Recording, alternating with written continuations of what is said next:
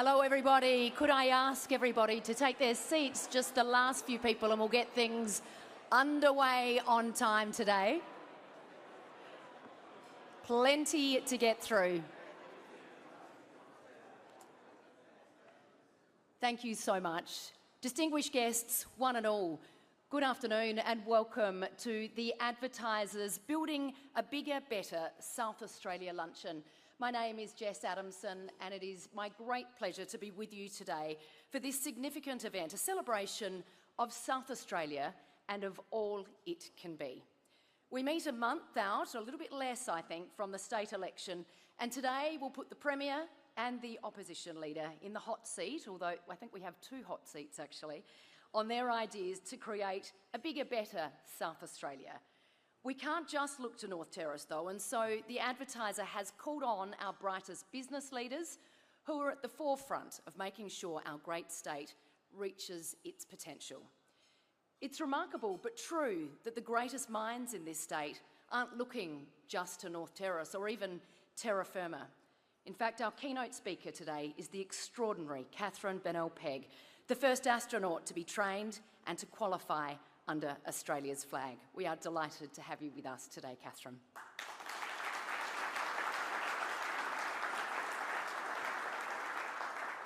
We extend a warm welcome to the Premier of South Australia, the Honourable Peter Malinauskas, Leader of the Opposition, the Honourable Ashton Hurn, Director of Space Technology at the Australian Space Agency and current Australian of the Year astronaut, Catherine Bennell-Pegg.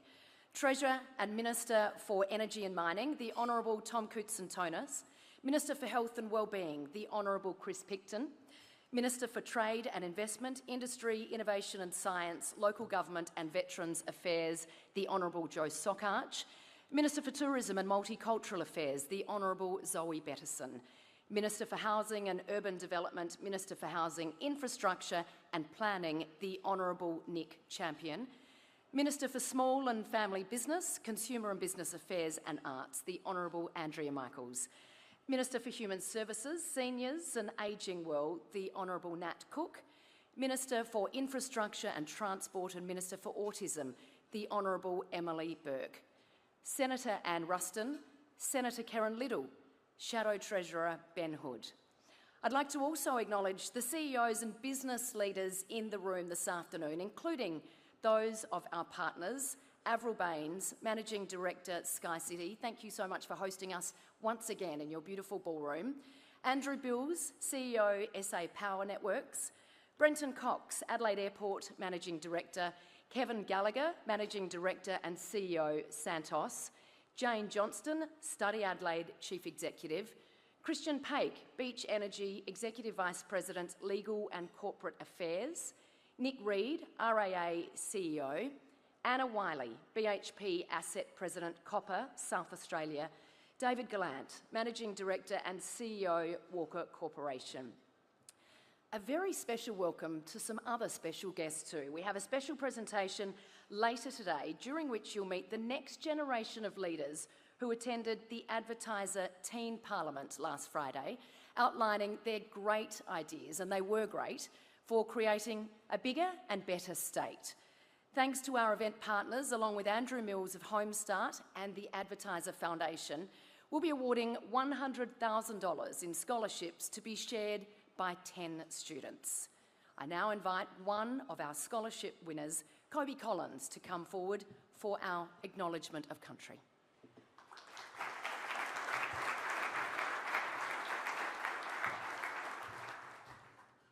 My name is Kobe Collins. I'm a proud Warlpiri Aranda and Yawarri young person.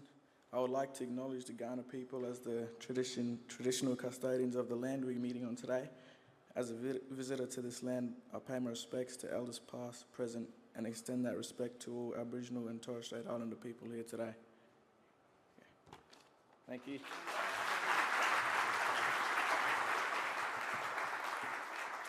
Thank you so much, Kobe. Just chatting to Kobe before, he hails actually from a community about 3 or 4 hours north of Alice Springs, so gets home occasionally, but we are delighted to have him here with us today. Well, growing jobs, vibrancy, prosperity and population have been the key aims of the Advertiser's Building a Bigger, Better Future for South Australia campaign since it was launched by editor Gemma Jones back in 2022. Prime Minister Anthony Albanese has been an enthusiastic attendee. Unfortunately, he had a clash today and he is in Sydney, but during a recent visit to the Osborne shipyard to commit $30 billion for the AUKUS submarine production facility, he recorded this message for our event today. Let's take a look. South Australia is vital to our nation's security and our prosperity. From right here at Osborne to Whyalla Steelworks, the dedication and skill of South Australians are shaping the future of our Defence Force, our infrastructure and our economy. It's also no secret that South Australia's produce and its resources are recognised for their quality all over the world. Our government is proud to be working with Premier Malinauskas and his team to back our international exporters and strengthen local manufacturing, making our economy more resilient by making more things here in Australia. Together, we've invested $2.4 billion in the Whyalla Steelworks. South Australia has a bright future. To help it realise its tremendous potential, we're investing right across the state. SA's biggest ever road project, the Torrens to Darlington.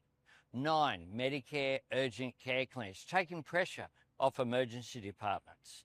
Fully funding every single South Australian public school. Training more tradies and building more homes right across the state. All of this is about investing in South Australia's greatest resource, your people. Your ideas, your hard work and your aspiration will deliver a bigger, better South Australia. And our whole nation will be bigger and better for it. Congratulations to Gemma Jones and the Tiser for organising these forums and advocating for South Australia.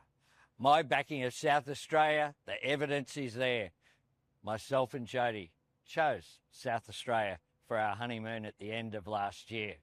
And we're always delighted to be here in the great state of South Australia. South Australia. We thank the Prime Minister for his message. I think once was enough. I now welcome Gemma Jones to the stage to welcome the Premier and the Opposition Leader.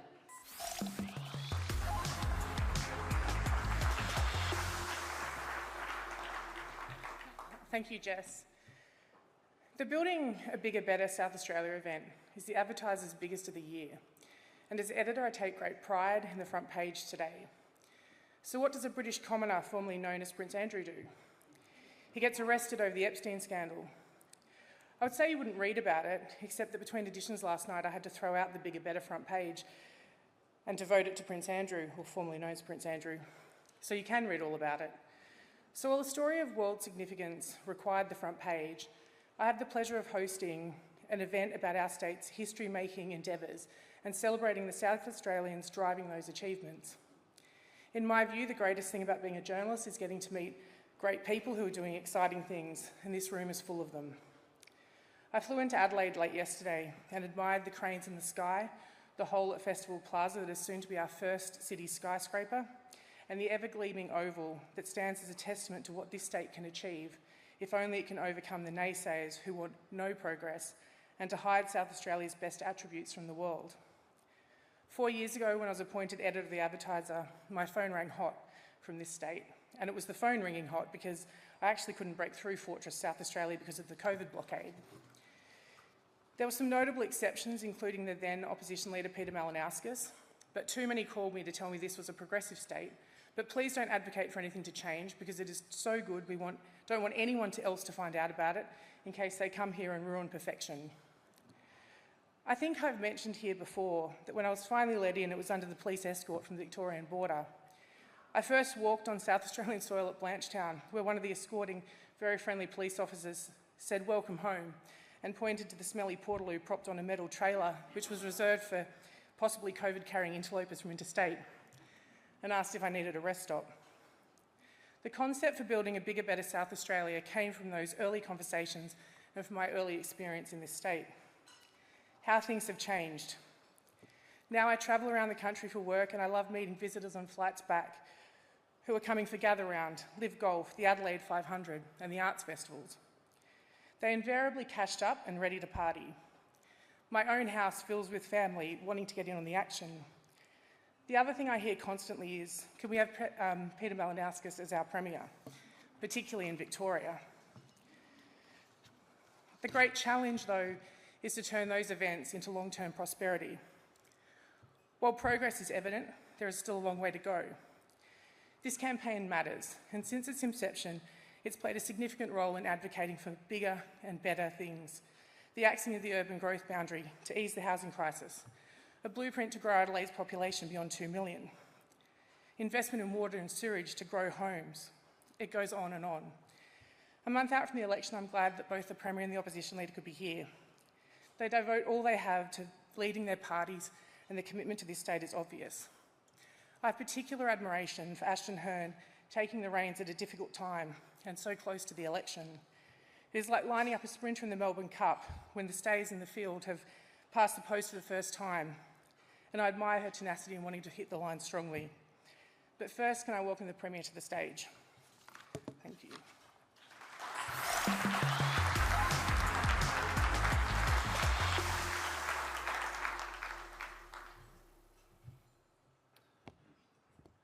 Well, good afternoon, ladies and gentlemen. Can I start by thanking Kobe for your welcome to country, mate.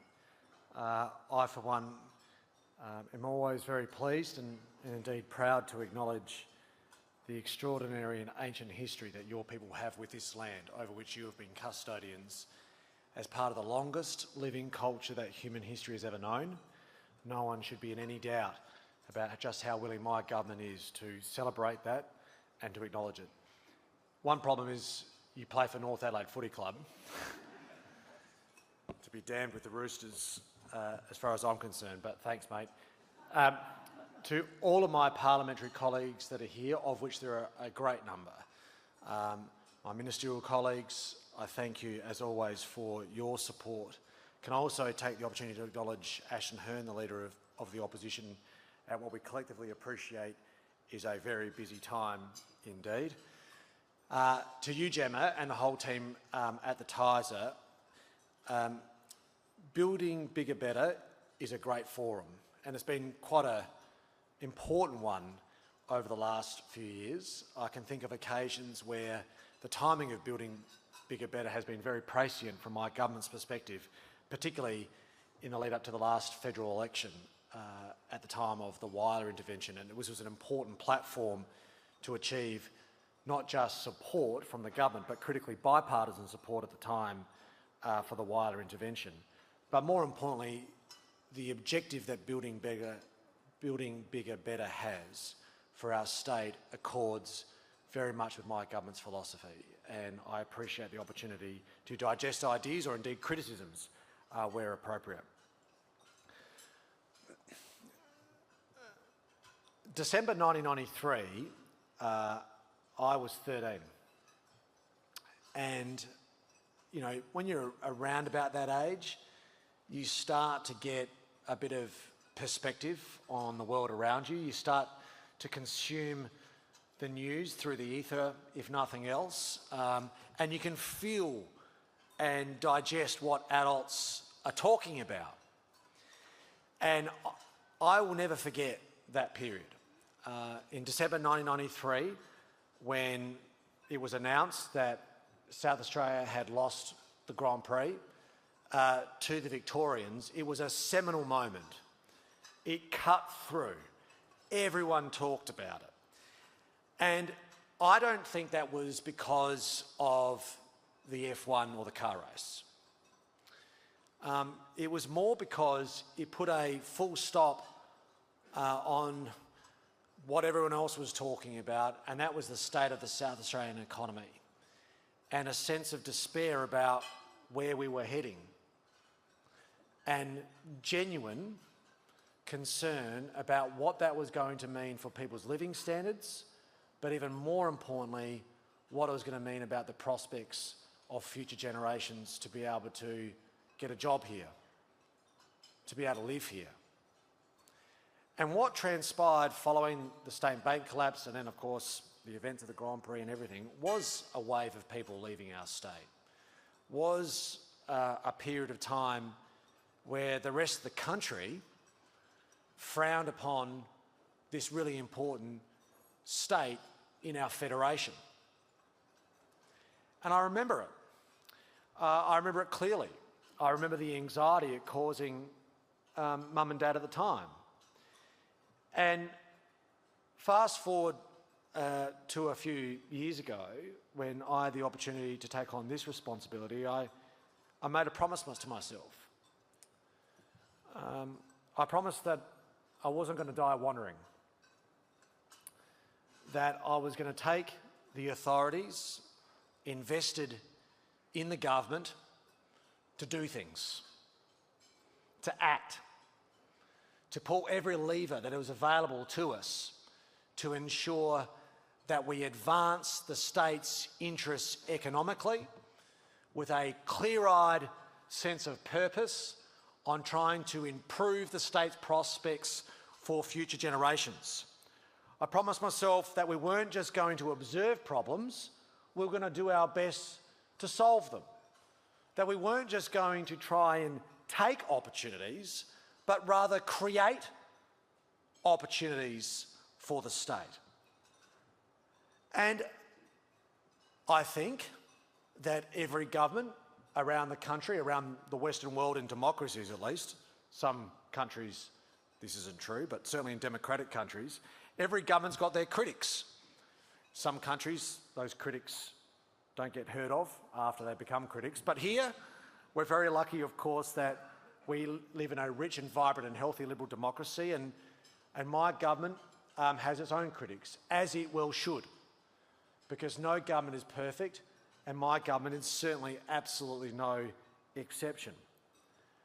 But I don't think anyone who assesses the last few years objectively can deny or have any doubt about my government's willingness to act. Act to advance the cause of our state. And here we are now.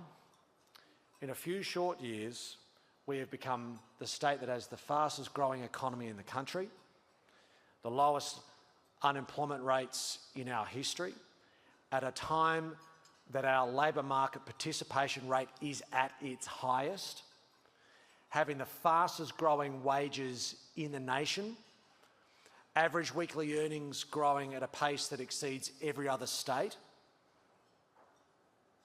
a critical metric of standard of living, and the fastest housing growth construction rate in the Federation. And that is not exclusively because of the government's actions.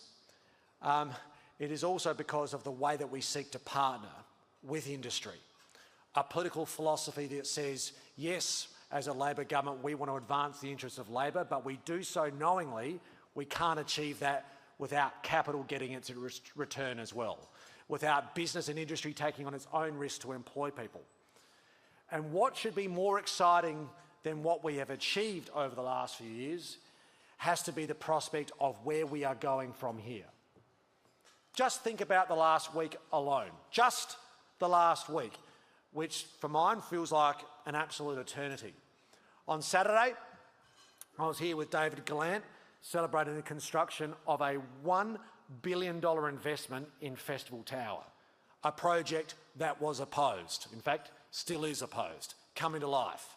Sunday, down at Osborne, a $30 billion, 15 Royal Adelaide hospitals announcement to advance a piece of economic infrastructure down at Osborne that will set our state up for literal generations. Impossible to comprehend just how much money we're talking about, all of which paid for by the Commonwealth without HFE implications. They're the ones that we particularly like to celebrate. And then on Monday, as a government, we announced our AUKUS skills package to capitalise on that opportunity.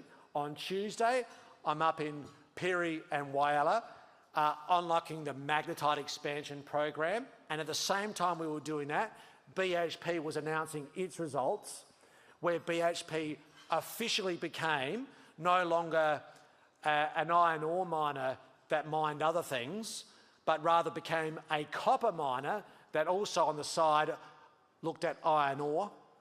in no small part because of the prospects to grow copper mining in our state by almost double in the not too distant future. Then on Wednesday, I was able to give a speech at CEDA, which has been lost more recently, but a speech to outline the government's program and policy framework about how we're going to bring all these opportunities to life, plus all the others that exist in our economy at the moment.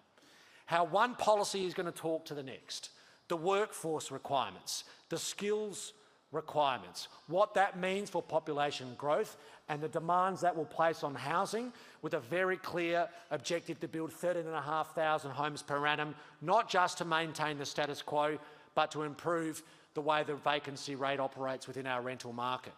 A coordinated policy where one thing speaks to the next.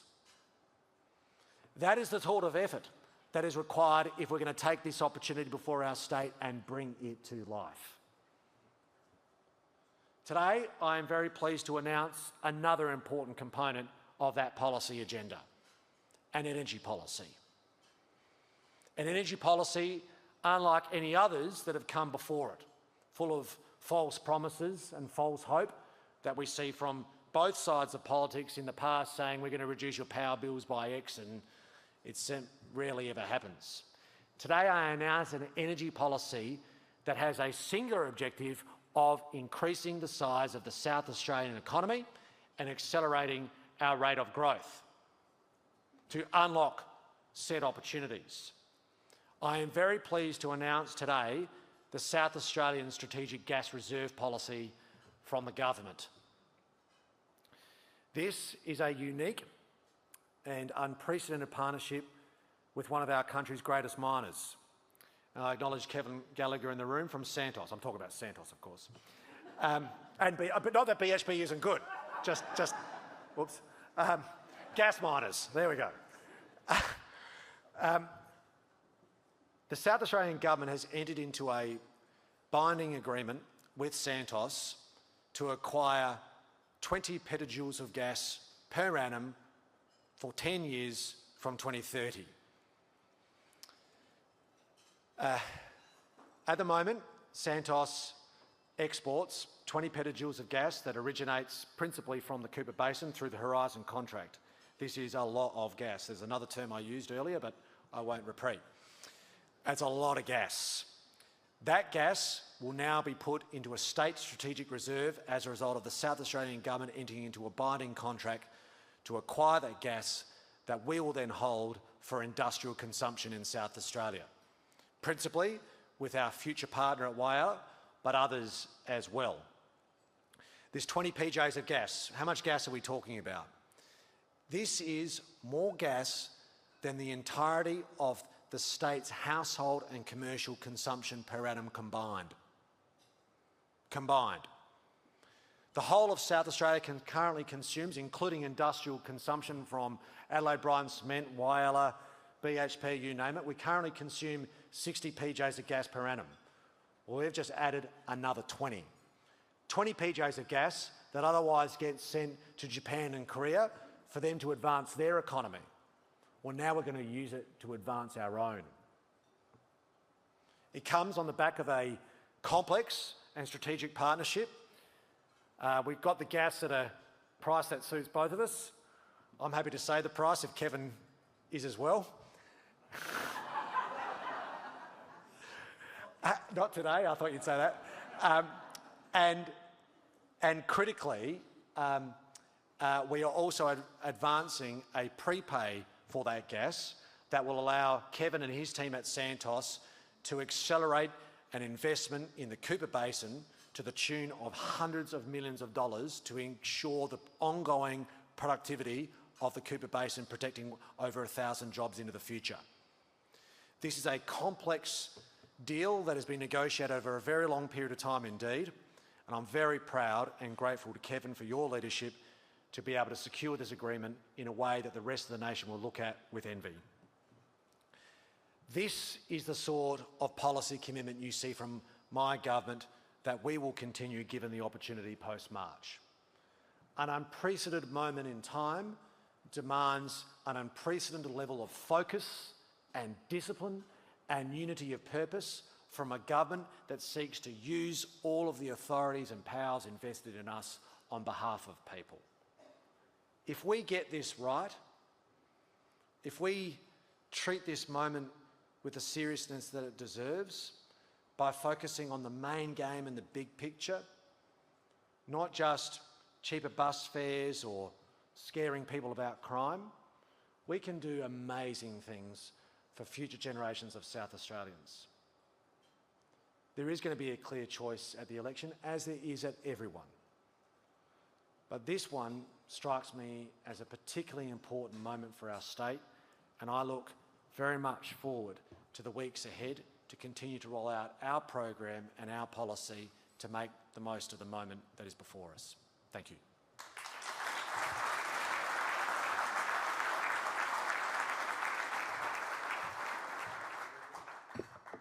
Thank you, Premier. Well, you heard it here first, ladies and gentlemen. A major announcement, plenty to unpack there with that announcement from the Premier, and we'll do that very shortly when the Premier gets into the hot seat with Gemma and Advertiser Editor-at-Large Paul Starrick. But for now, please welcome to the stage Opposition Leader Ashton Hurn.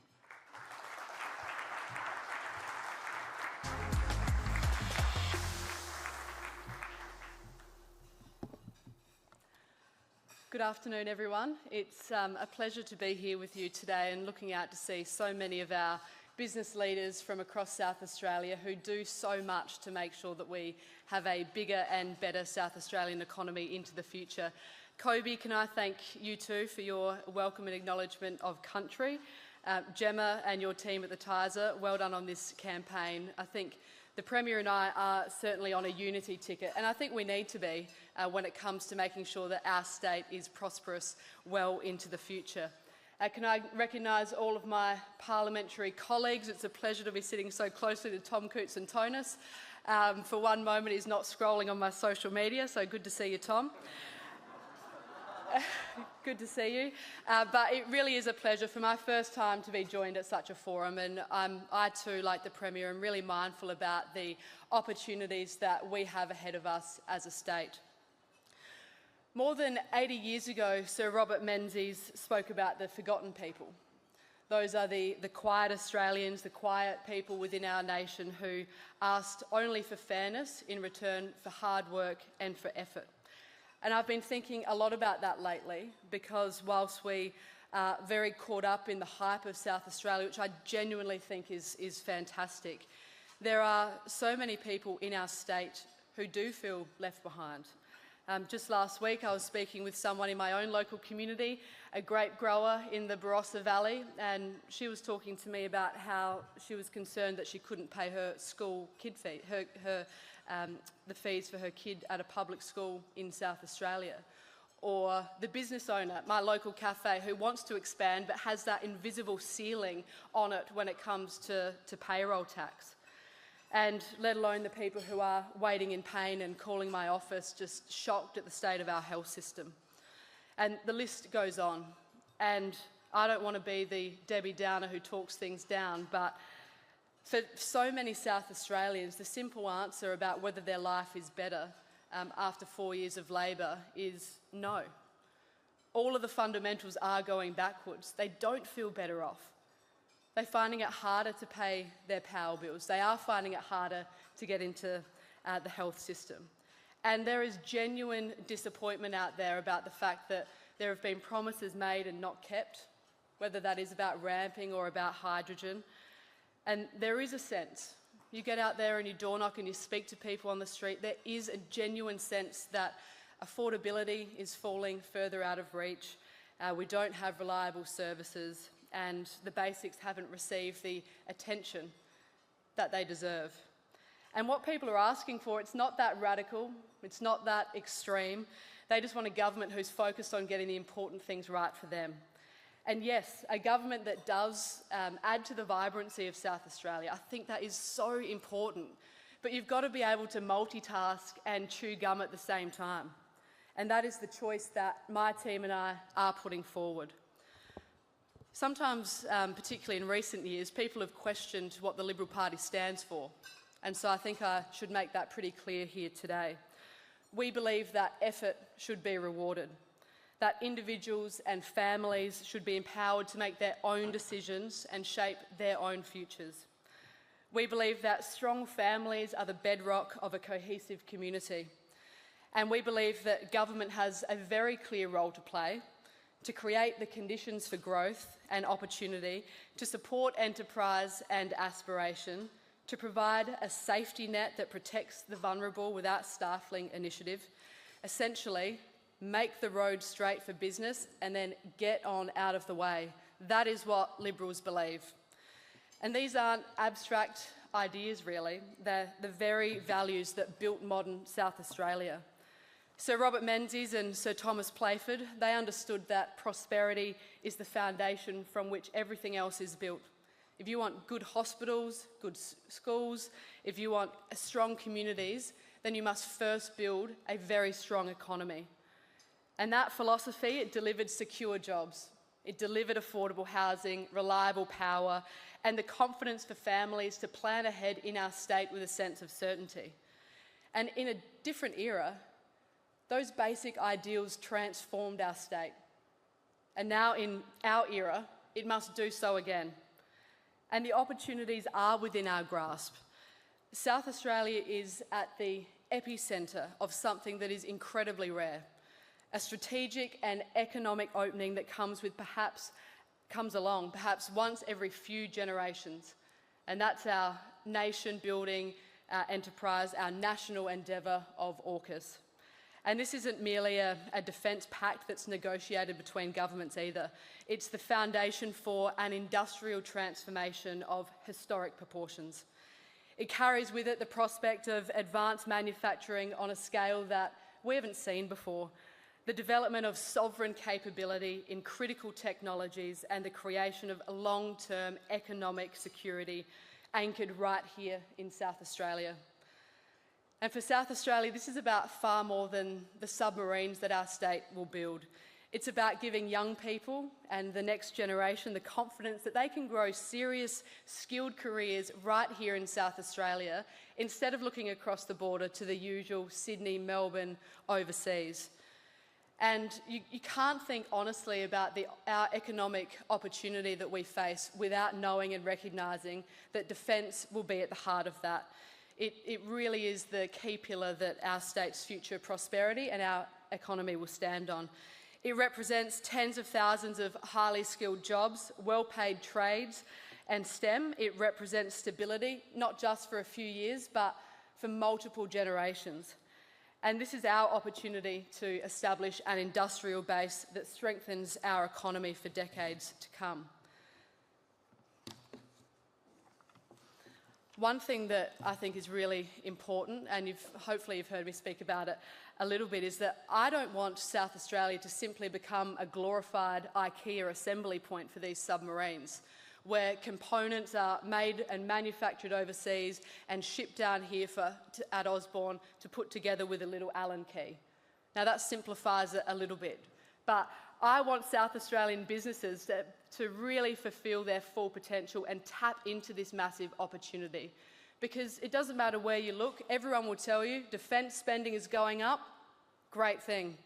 But the investment and the flow on to small and medium businesses right across the nation is going backwards. We want to see strong local content in AUKUS. We want South Australian businesses to be at the forefront to seize this opportunity. And so a Hurn Liberal government will expand the Advanced Manufacturing and Defence Uplift Initiative from $3.3 million over 2 years to $13.2 million over 4 years. And this initiative really will allow our small and medium businesses in South Australia to tap into the AUKUS supply chain and other defence programs. It'll provide technical and financial support to help businesses really meet the stringent US and UK supply chain requirements. But I think we also owe South Australians a pretty honest truth as well, that none of the ambition or the opportunity that we have with AUKUS will really be achievable without having reliable and affordable energy. And so I am looking forward to seeing some of the details of the initiative that the Premier announced today. But we do need to see reliable energy here in South Australia.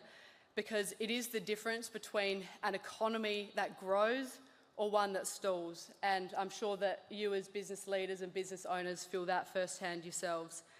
And today, South Australian households and businesses, they've been experiencing some of the highest power bills that they've paid on record. Families themselves are bracing every single time they open their bill. And for businesses, energy prices that are rising only eat into their profit margins and their confidence. One major employer in South Australia told me recently that their revenue has gone up by 19%. Again, fantastic. But their power bills have gone up by 43% in the same period. Now, no serious economy can maintain that imbalance and remain competitive. If power is unreliable, you can't grow the defence manufacturing under AUKUS, and small businesses depend on that same certainty as well. So we've got plans in place as well for Torrens Island. The current government doesn't have plans beyond 2028 to keep it open, but we do. We're really excited about that because it provides some of that stability in the grid, which is really important. There is another clear distinction between the Premier and I. The Premier has talked quite a bit about every lever that he and his government are pulling to make the most of the opportunities in South Australia, and to some extent I think that that's true. But where we are different is that we're the only party who's willing to have a genuine conversation about tax reform in South Australia. We are the only party that is committed to having a comprehensive nooks and cranny review of tax reform in South Australia, because we know that it is one of those things that is holding businesses back. We know that every single dollar that government's earned is first collected by South Australians who have gone to work, taken risks and kept businesses afloat. And our approach to Labor's is different. We believe that a simpler, fairer and lower tax system is what stimulates growth. It rewards effort, it encourages investment and it fosters job creation. And that's why we've already announced plans that will lift the payroll tax threshold.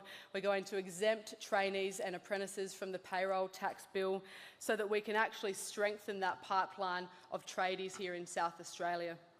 And we've also got plans to abolish Labor's GP payroll tax impost as well. I've got another announcement for you, so I'll keep the suspense whilst I get myself a glass of water. Thank you.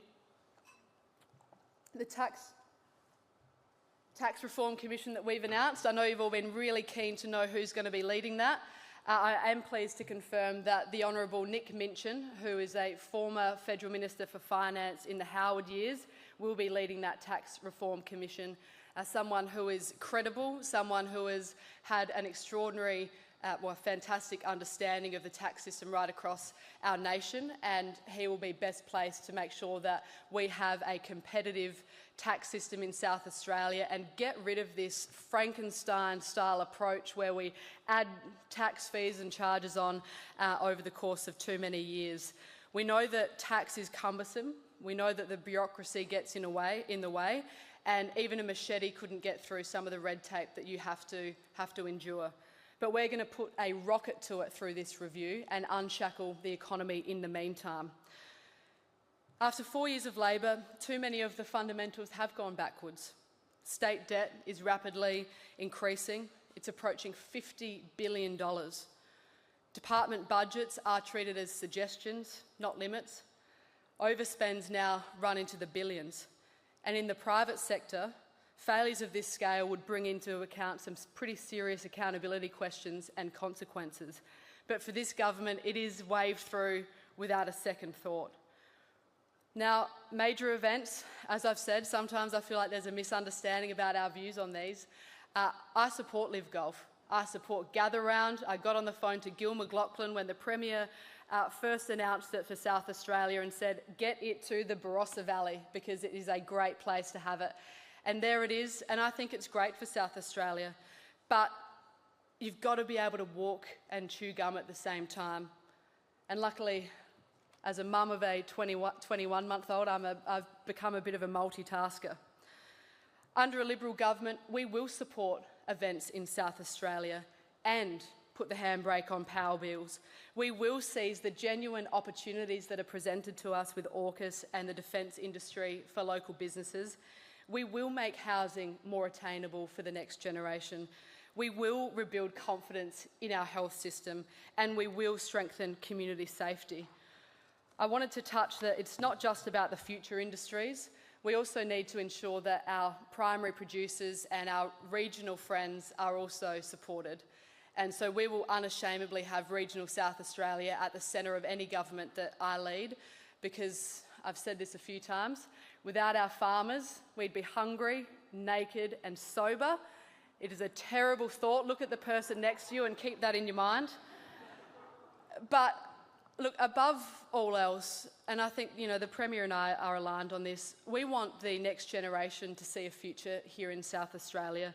I want my little son Rupert and every child who's growing up in this state to believe that their best opportunities do lie here at home.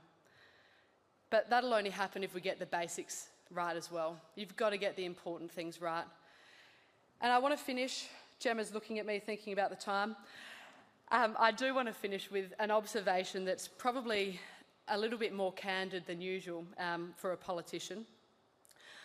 I think that I probably couldn't find too many people in this room who think that we're going to form government at the election in around 30 days' time. And I think that some of you are probably questioning the future of the Liberal Party as well. I've seen the polls, obviously. I read the Advertiser. I see the polls and I hear the commentary that the election is a bit of a foregone conclusion and that the Premier and Labor have it in the bag. But this election is important, and the polls are still open, as far as I last checked, until 6 p.m. on the 21st of March. And so my job for my team and I is not to go down in the spiral of becoming commentators on what's going on in polls and what people think about the Liberals.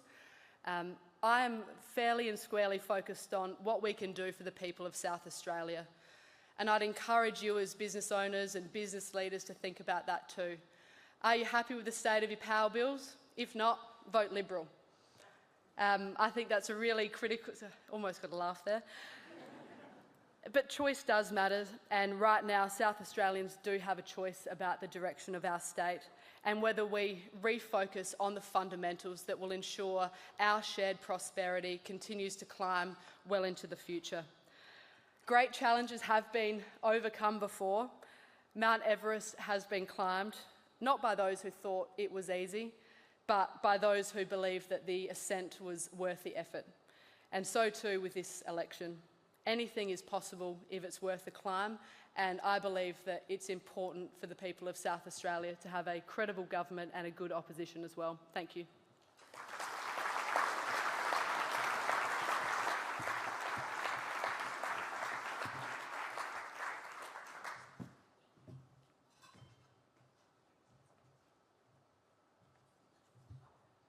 I think that's certainly something we all agree on. A credible opposition and two strong leaders in our state is exactly what we need. Thank you very much to the opposition leader. I now invite Gemma back to the stage, along with Advertiser Editor-at-Large Paul Starrick, as we put our leaders in the hot seats.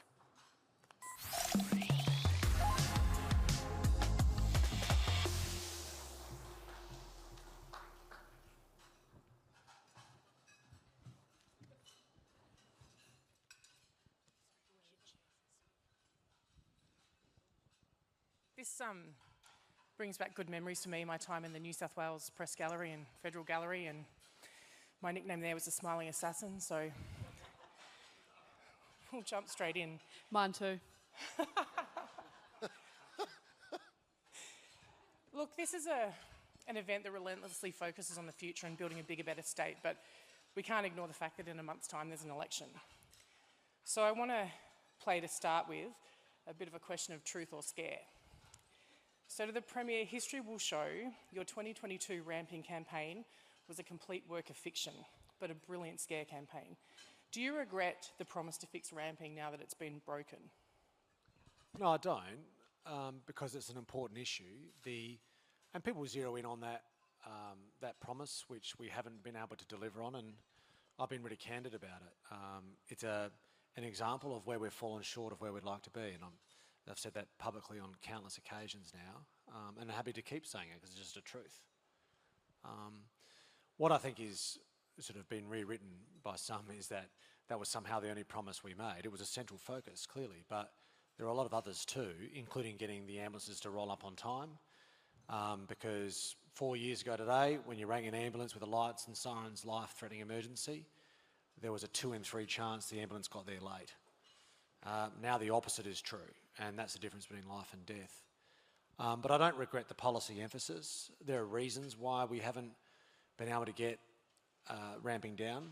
I'm not seeking to make excuses, but there remain big challenges that have been largely beyond our control, and the most substantial, clear one is aged care, which is why we now have a massive policy around aged care, short, medium and long term, which I can explain in detail, but the two big elements are we're now stepping in where the federal government hasn't to get aged care moving with a over $200 million loan program, and then also turning the women's and kids, the current women's and kids, when it gets moved, into a 600-bed aged care facility. So in conjunction with the non-for-profit and private sectors. So we acknowledge it, though, and don't deny that we have to keep at it. Can I ask you a follow-up question, though?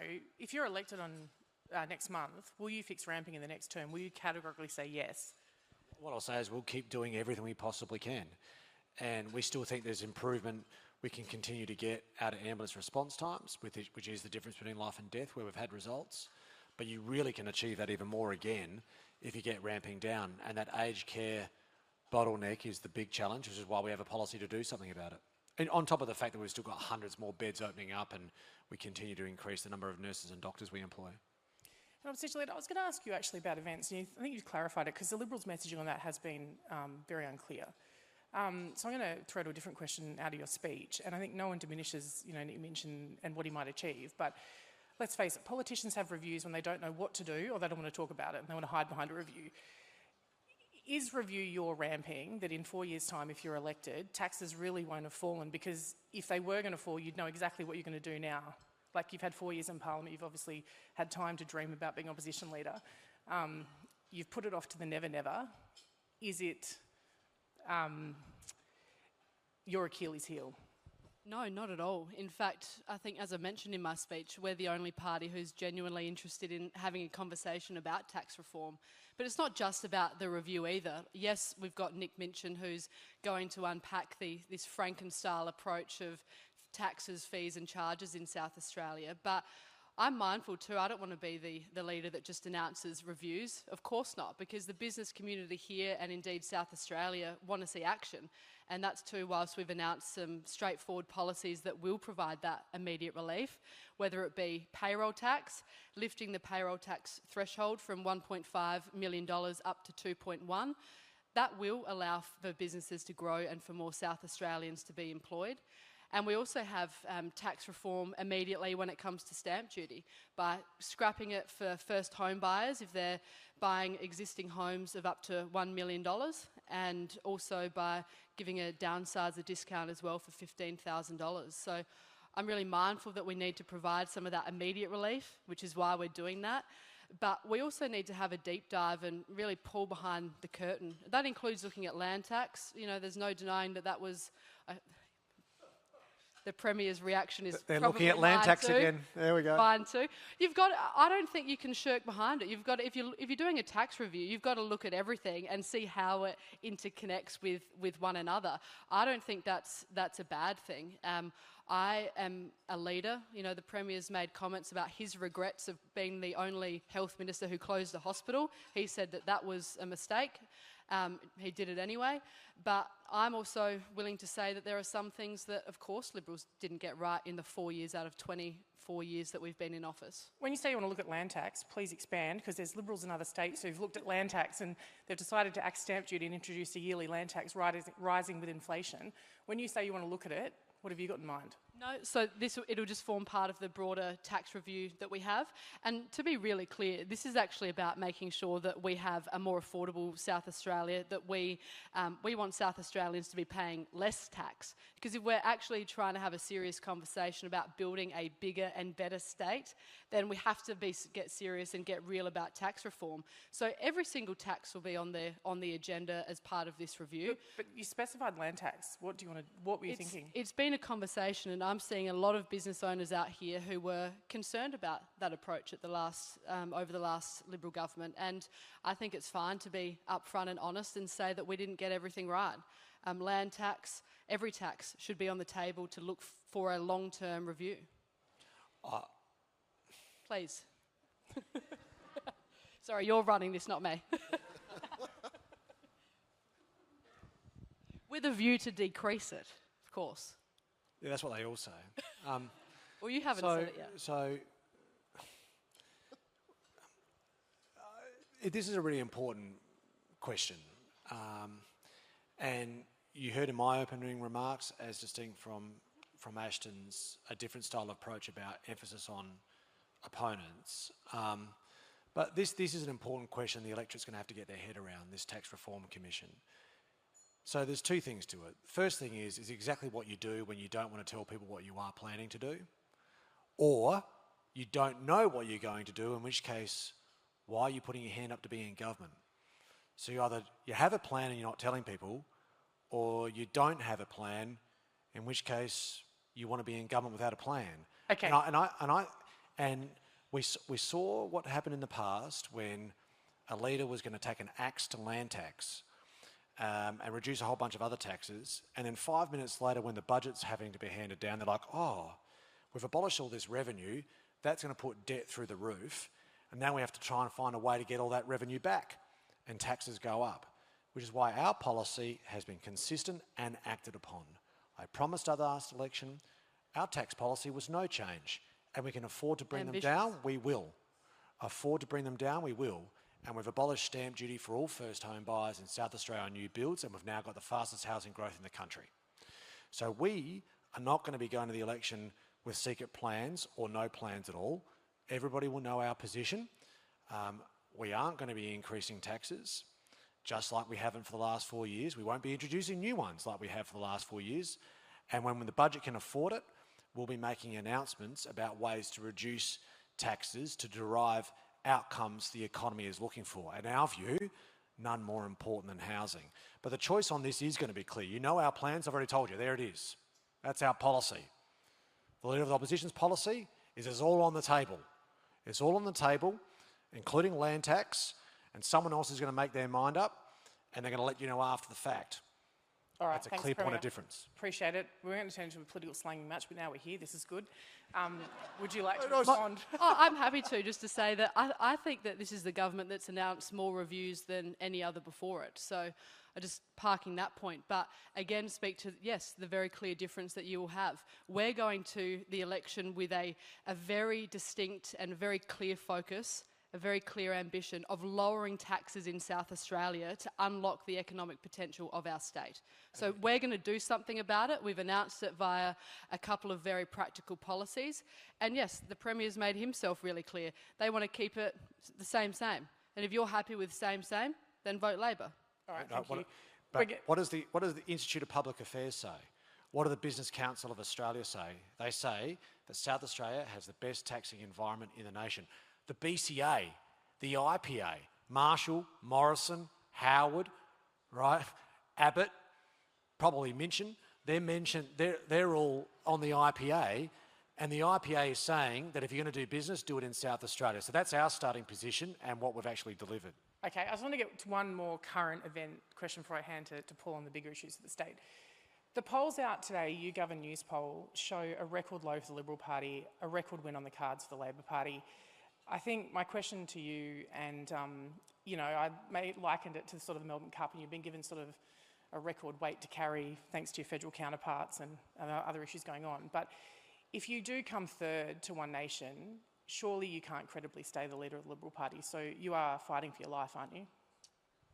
I don't quite see it like that. I think politics is changing in Australia. Clearly, we're seeing it through the polls, but like the Premier would no doubt say, I'm not a commentator. I'm not going to fall into this trap of, like Canberra, frankly, and end up speaking about polls and the like. But I think that the reason that politics is changing is because there are too many politicians who aren't focused on the basics. I think that that's something that is actually encouraging people to consider one nation. But I'd also say this, that the polls are open for another 4 weeks. So there's a long way to go. We're going to talk relentlessly about what our plans are. Yes, throw a little bit of shade on the things that the government and the Premier have failed to achieve.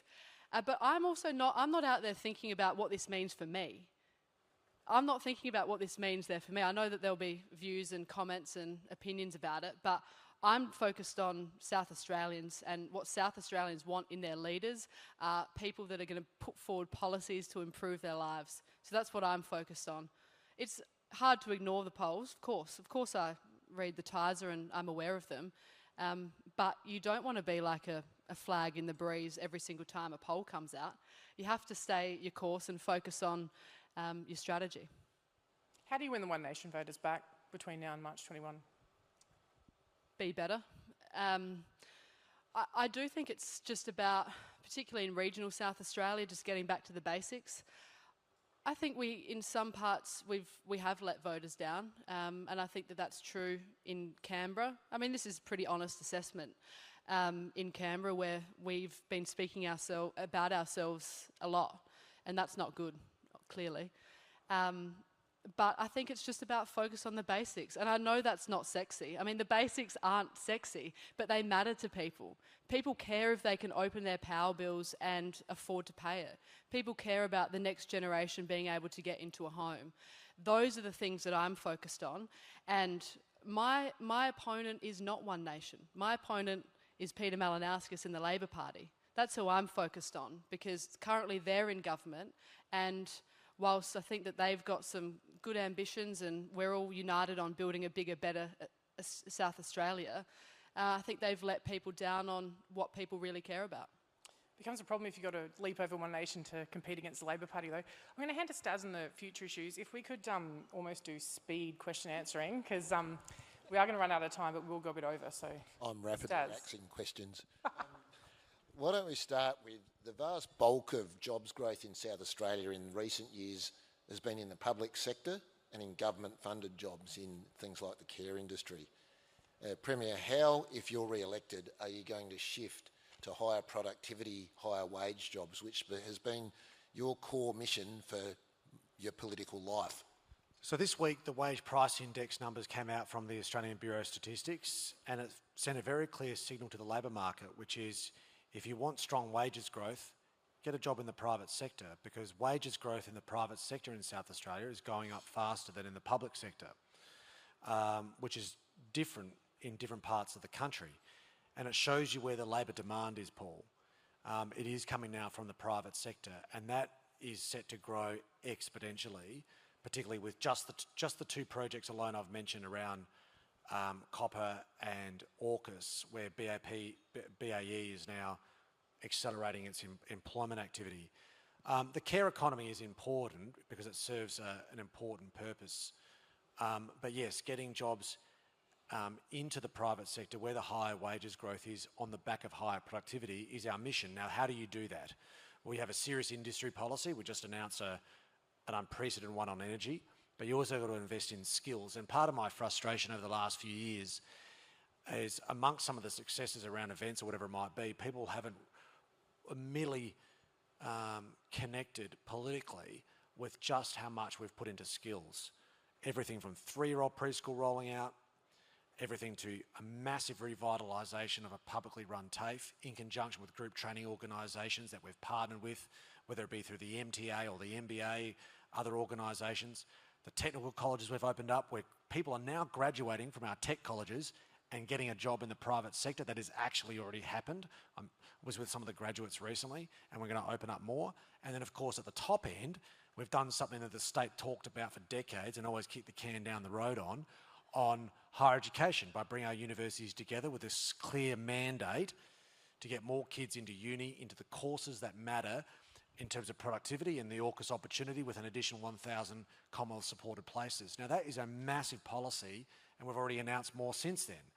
Now that is how you get people into the higher productivity. Now when you hear a politician list things out like that, you can see in the room the eyes glaze over, but that is the difference, right? That's what actually matters, because our productivity will be formed on the basis of the skills of young people, right?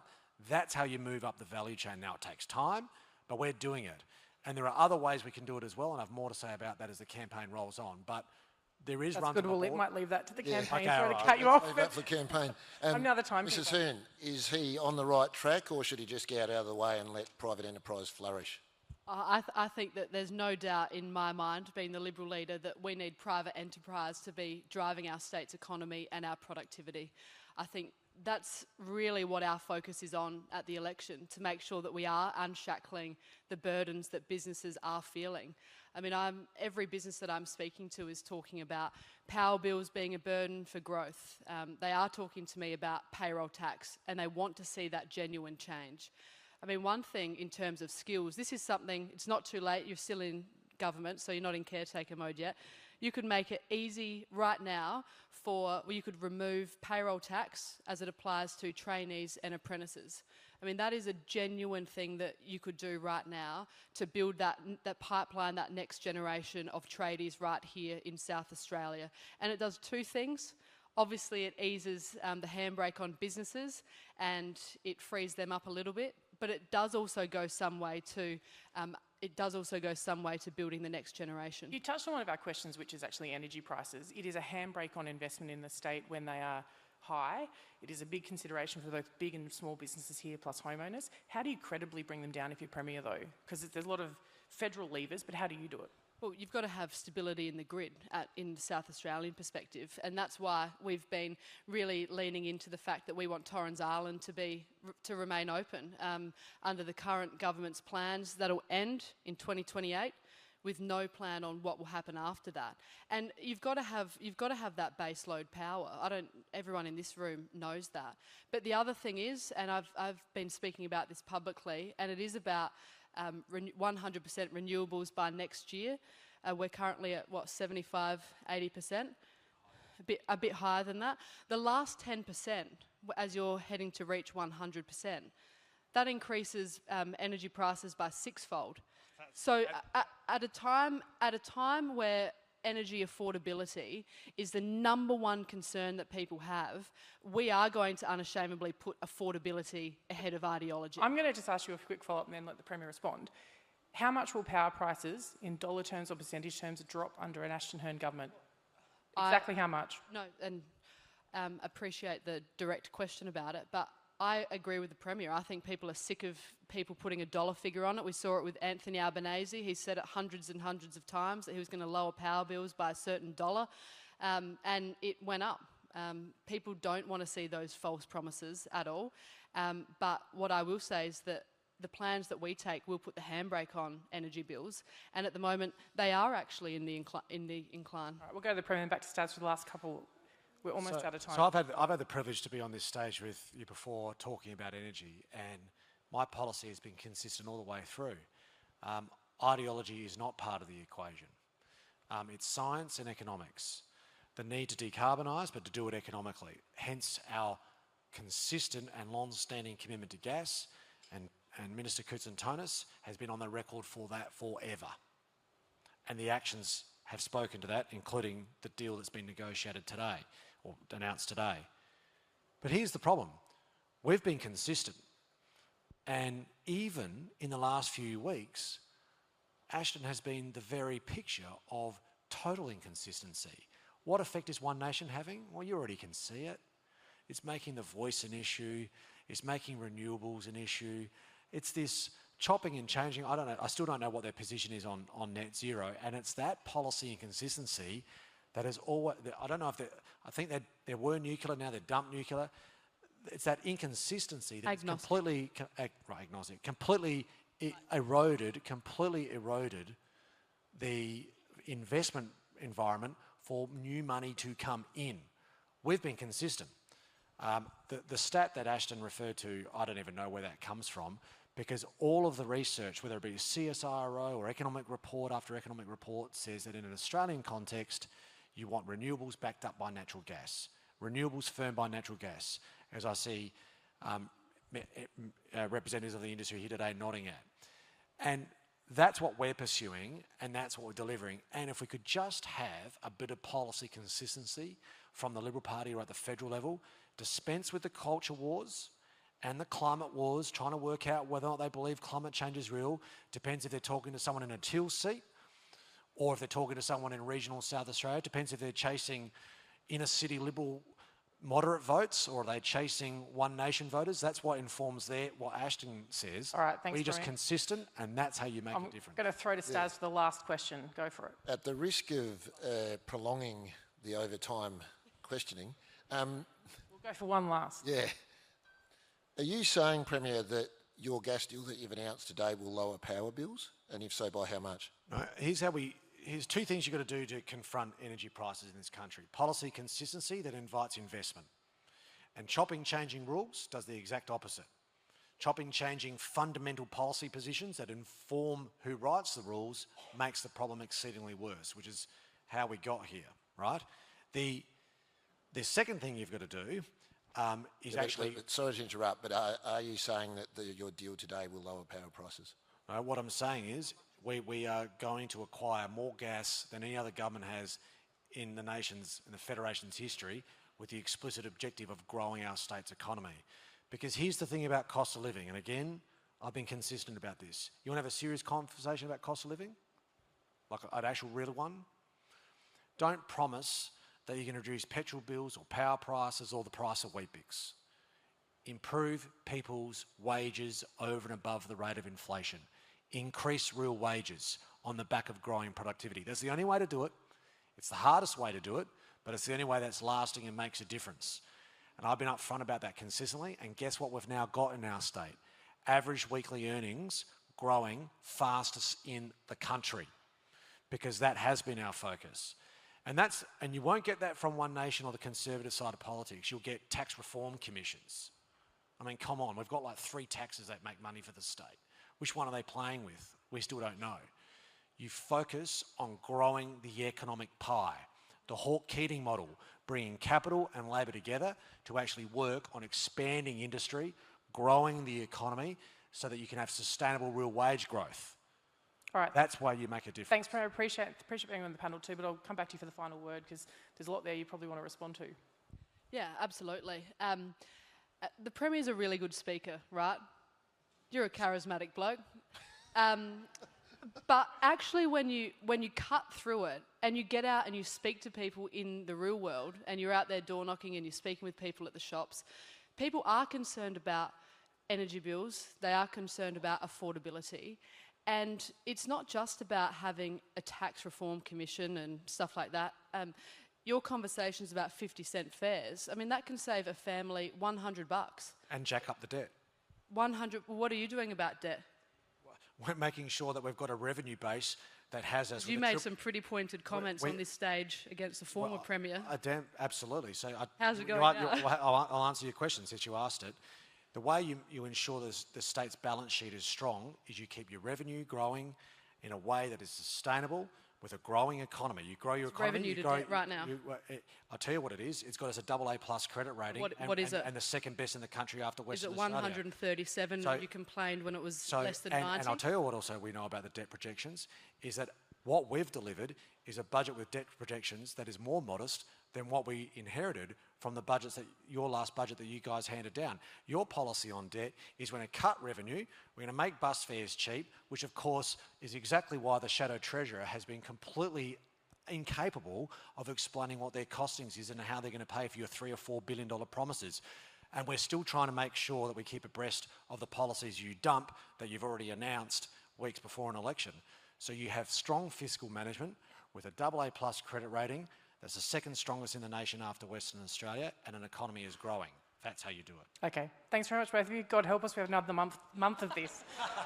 Thank you. Looking forward to it.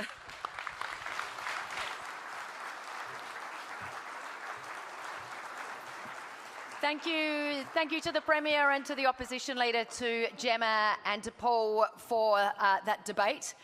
Very, vibrant debate. I think you all deserve to charge your glasses now just while I introduce our next segment, which is a change of pace. Could you please welcome now Melissa Librandi, Managing Director of News Corp South Australia, to introduce our keynote speaker.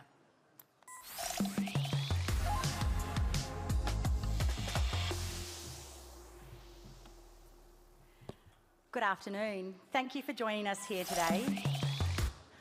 Or I could go again. Thank you for joining us here today as we celebrate and look forward with confidence to the future of this great state.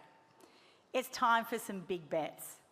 Big things need big energy, and it's obvious everyone in this room is completely charged with capitalising on the extraordinary opportunities that lie before us.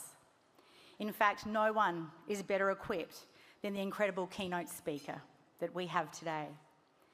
She is an extraordinary leader whose vision reaches far beyond our horizons.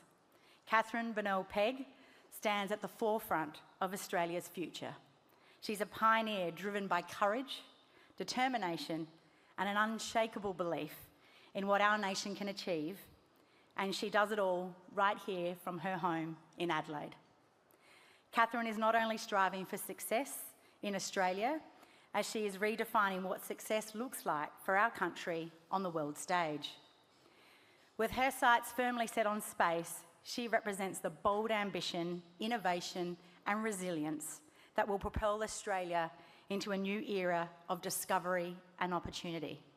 She is bringing her real-life dreams to life whilst inspiring an entire new generation.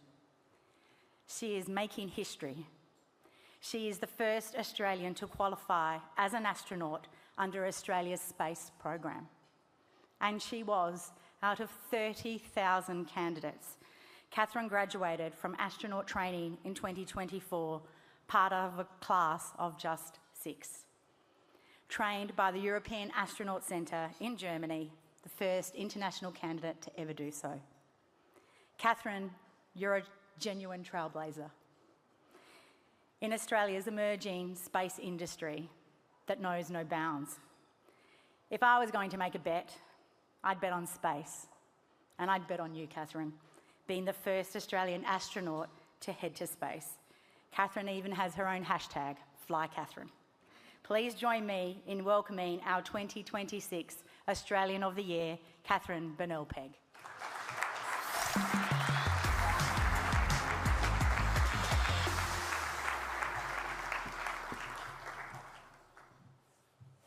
Thank you, Melissa, and what an honour it is to have the opportunity to address all of you in the room today. So many of you responsible for the reasons that I'm proud to call South Australia my home. An adopted home, I moved here in 2019, lured back to Australia from overseas because of the establishment of the Australian Space Agency. I'd like to echo Kobe's acknowledgement of country and add something more. I'm truly humbled by First Nations Australia's deep connection to Sky Country, which reminds us that looking to space to guide our lives has always been part of who we are on this continent. Now, this is a forum about our future, but I'm going to begin by taking you back to 1967, almost 60 years ago. While the world was fixated on the Cold War and the space race, a small group of determined Australians stood in the heat of the South Australian desert in Woomera. Before them stood a rocket, and atop it, Australia's very first satellite, RESAT-1. When the countdown stopped and that rocket soared into the sky, it didn't just mark a scientific milestone. It put Australia on the map as only the 4th nation to ever have its own satellite launched from its own soil. An achievement powered by that uniquely Australian blend of grit, practical engineering, and healthy scepticism for the word impossible. Growing up as a kid dreaming of the stars, that history felt like legend. Today, standing here as a space engineer, as an astronaut, I don't think of Woomera and our dish days as simply a memory. but as our foundation. We aren't just now entering the space industry as a country, rather, we're on the cusp of reclaiming our place in it. People often ask, why should we focus on space when we face so many challenges here on Earth? Cost of living pressures, climate catastrophes, industries that need saving, national security to safeguard. The answer is simple. Space underpins how we address every single one of those. Today at this forum, we'll hear about manufacturing, energy, defence, resources and jobs, and space is the connective tissue for all of those. It's no longer a standalone niche, it's a foundation of our national capability. Space is not a nice to have, it is a need to have. Most think of space as rockets and astronauts, but we are just the visible tip of the iceberg. Space is an invisible utility, unseen infrastructure we rely on every day without noticing. The space race is what set the foundational technology for space to expand into serving huge markets on Earth. And that expansion isn't slowing, with the global space economy set to triple over the next decade. Today's exploration programs, the International Space Station and Artemis, continue to fuel advances as the engine room of space innovation. But why is space so pervasive? Well, it's because space ultimately is just a place like the ocean. And like the ocean, the activities we can do there have so much breadth. Space is a place that is a ultimate high ground. From high in the sky, we can see phenomenon across our vast lands and seas. We track the algal bloom and changing coastlines, supporting our fisheries.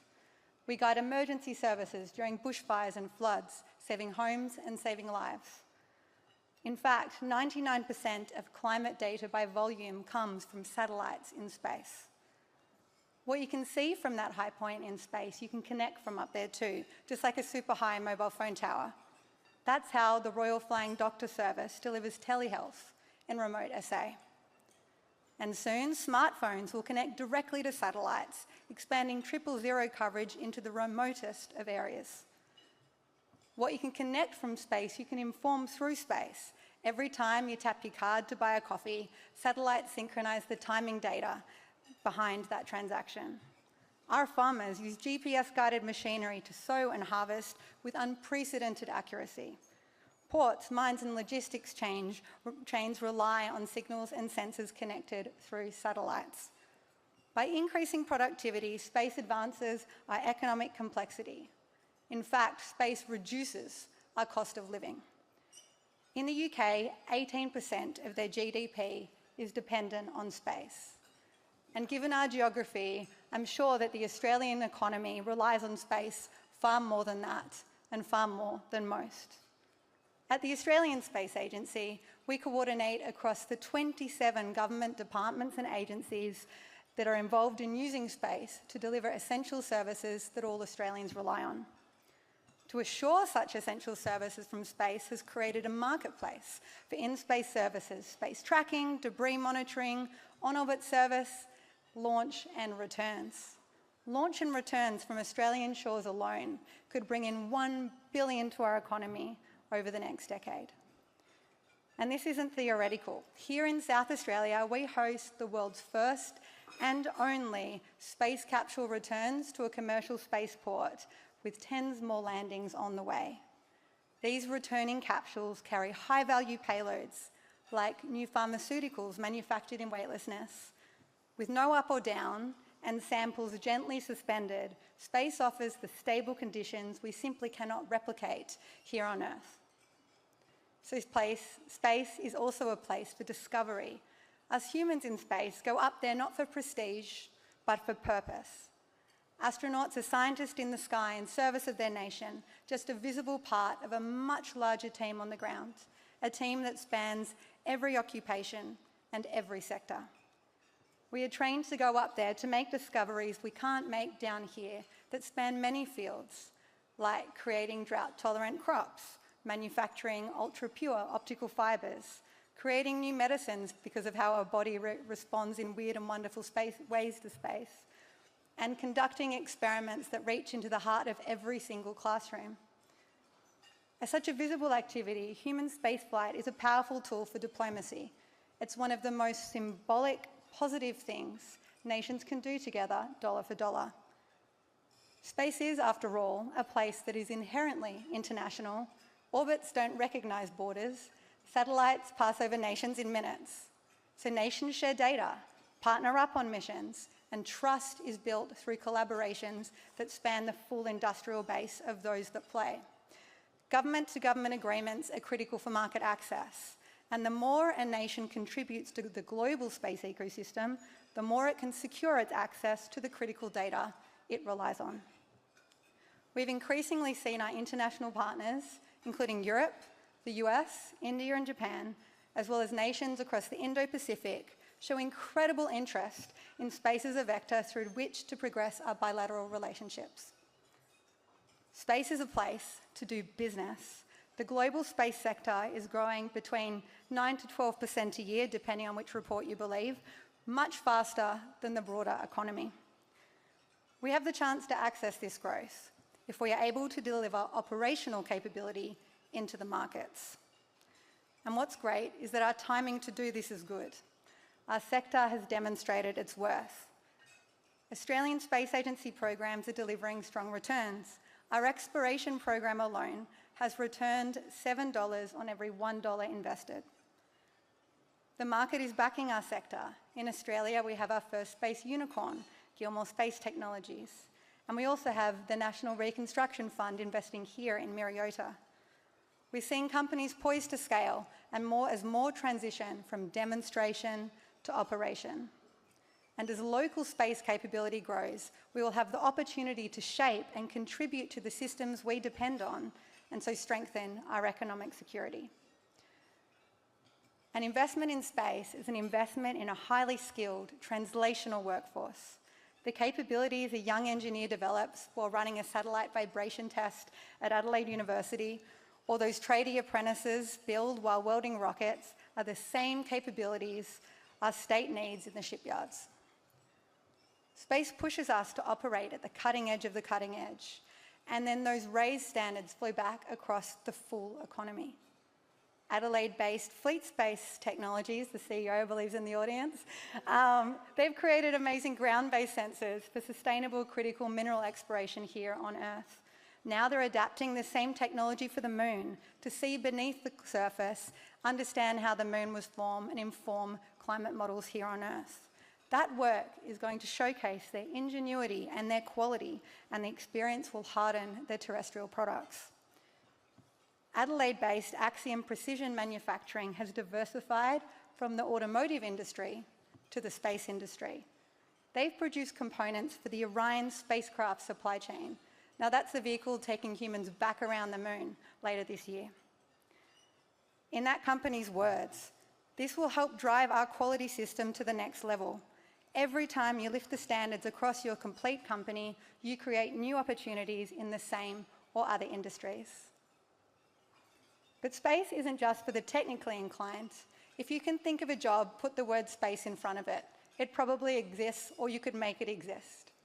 Yes, we need scientists to ask the big questions and engineers to figure out how on earth we can answer them.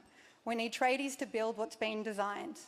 But we also need truck and train drivers to transport the rockets, tailors to stitch the parachutes, space entrepreneurs, astronaut fitness instructors and flight surgeons, educators, artists, historians, communicators, even space lawyers and policy experts that represent Australia at the UN. My point is, space can bring together just about every occupation, every sector. Everyone can feel part of the excitement and participate. It can be a whole of state, a whole of nation endeavour.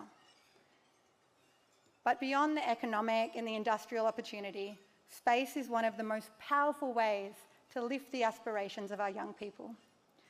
Over the past year or so, I've spoken with kids across the country, from big cities to remote communities, and the curiosity is absolutely extraordinary. 7 in 10 Aussie kids in primary school have been polled by Lego, and apparently they'd all go to space if they could. But somewhere in high school, that spark fades. We are facing a significant STEM pipeline challenge. Young people simply are not enrolling. Australia is seeing the lowest ever Year 12 enrolments on record in physics, in intermediate maths, and in higher maths. Gender gaps open early and persist. Less than 4% of Australian engineers are Australian-born women. We are leaving too much talent on our launch pad. And it's not going to be enough to just create more technical STEM jobs, as important as that is. The mind is a fire to be lit, not a vessel to be filled, as the saying goes. And I've seen firsthand how space, when tangibly in reach, ignites powerful motivation. It gets kids off devices, amazed by the world around them, and excited about the role they can play in it. It gives them a dream to aim for and a reason to push through the hard parts. Space is a gateway, a lure into the full breadth of STEM fields, not just space sciences, especially for those that dream of being astronauts. As to apply to be an astronaut, you have to have a first career in any STEM field first. You can be a scientist, an engineer, a doctor, or a pilot. And now, I've been to plenty of kids' dress-up parties, and while deep tech might excite a few of us adults, I've never met a child that dresses up as a blockchain. Space draws kids in, it helps them to stick with STEM. And as they grow up, they may look around themselves and be excited by obscure technologies that they couldn't understand when they first started out. But they need to stick with STEM long enough to realise what they're capable of. This approach is what can empower our state to solve a breadth of challenges ahead and to deliver on sophisticated programs like AUKUS. Of course, not everyone needs to have a STEM career, but a longer technical education helps us build a more STEM literate society that trusts in science and bases its decisions on evidence. Excuse me. Now, I've spoken about how space is just a place. South Australia has embraced being the place for space, the space state. Now, I work for the Australian Space Agency, so I'm not meant to play favourites, but there's a reason I live here. SA is home to the Australian Space Agency headquarters and to more than 100 space organisations, from the Mission Control Centre to the Discovery Centre, from capsules in the red dust of Caniba to rockets at the white sands of Whalers Way, to the duckweed in the Torrens being prepared to feed astronauts, lucky me, from the rovers in Roseworthy and on our Cooper-Pedy moon plane, to the labs up the road in Lot 14, where South Australia's first satellite, Kenyini, was made. Our space sector is poised to scale, right as the global space sector is shifting geopolitically, programmatically, and industrially. That alignment is rare and powerful. When we do space well, we don't just build rockets, robots, and satellites. We build opportunity across the full economy. We build our state, we build our future. In South Australia, we sure use the phrase punching above our weight an awful lot, and rightly so. So let's up our weight class. Perhaps it's time to realise that we're more capable than we think we are. From being pioneers in social reform, to leading the world in renewable energy transition, to industry at the edge of human endeavour. We don't wait for the future to happen, we build it. Thank you.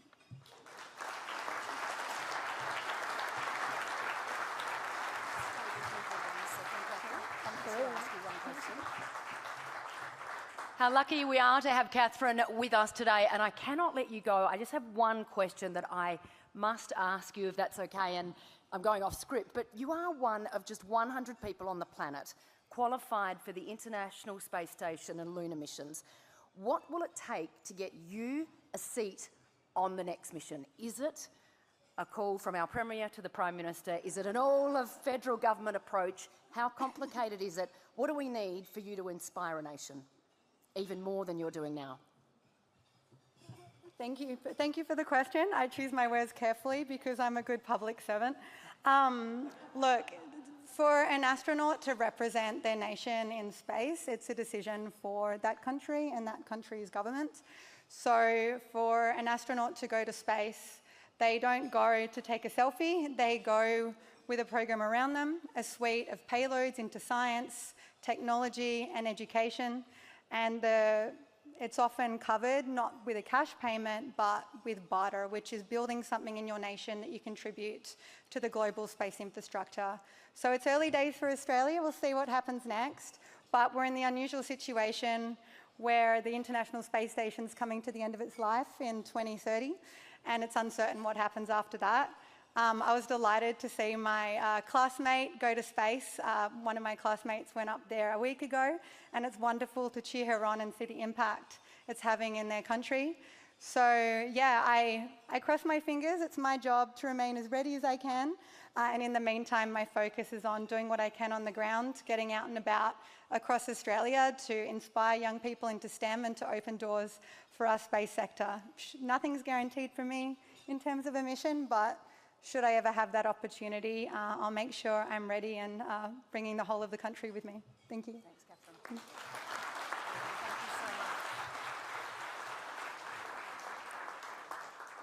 What an absolute star she is. We now turn to the next generation of superstars. Teen Parliament is a special day where students picked by the Advertiser meet in the House of Assembly under the guidance of Speaker Leon Bignell to outline their big ideas. Those ideas range from energy and infrastructure concepts to make our economy bigger, to social solutions to make South Australia better. In just a few years, the Teen Parliament has developed a high-achieving alumni. Chloe White-Jasper came to support this year's teen MPs. Chloe, a great kid from Elizabeth, won a scholarship in 2024, and her speech about the need for mental health support after she was almost killed in a domestic violence attack resulted in the Premier putting more than $5 million in the budget for the causes that Chloe advocated for. Chloe this year was awarded South Australian Young Australian of the Year in the Australia Day Honours. We can only imagine what today's winners will go on to achieve. We will welcome each of them to the stage in a moment to receive their scholarship from one of our generous partners. As each student comes to stage, you'll see a short video of their time in Parliament. We begin with Ethan Chen, Year 12, Prince Alfred College, presented by Anna Wiley, BHP Asset President, Copper, South Australia. If South Australia leads the nation in renewable energy, why are families still feeling the strain? Leading in renewables, that's something as South Australians we should be proud of. But good leadership means also being honest. Because when the wind drops and the sun sets, prices spike. And it's families, our families, who carry the cost. So the real question isn't renewables versus fossil fuels. It's how do we keep power clean, affordable and reliable for all South Australians? Congratulations, Ethan. Well done as well for coordinating your outfits, you two. Next up is our friend Kobe Collins, Year 12, Sacred Heart College, presented by Dr. Jane Ford, Head of the Advertiser Foundation. English was not my first language. I grew up in a remote community outside Alice Springs. Many bush kids face the same challenge when transitioning into city schools. My idea to create integrated programs that combine literacy support, education and healthy relationship, learning in remote communities, and for students transitioning into South Australian schools. This would improve school completion, reduce long-term health costs, strengthen families, build a healthier future workforce for our state. Every child deserves the same start in life, no matter their postcode.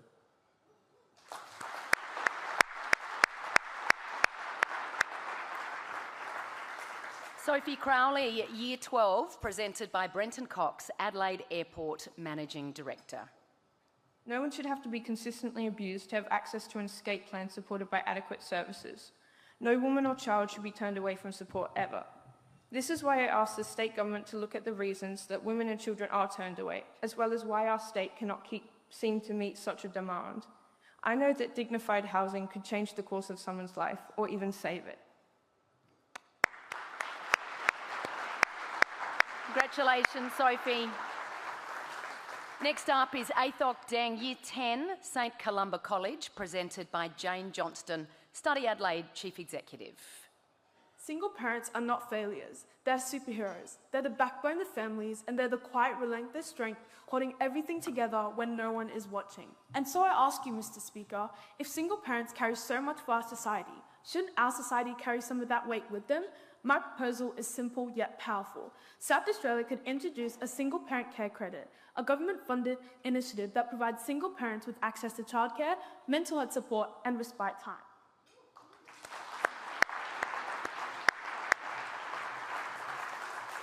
Wajiha Gulzari, Year 12, Roma Mitchell Secondary College, presented by Andrew Mills, CEO of Homestart.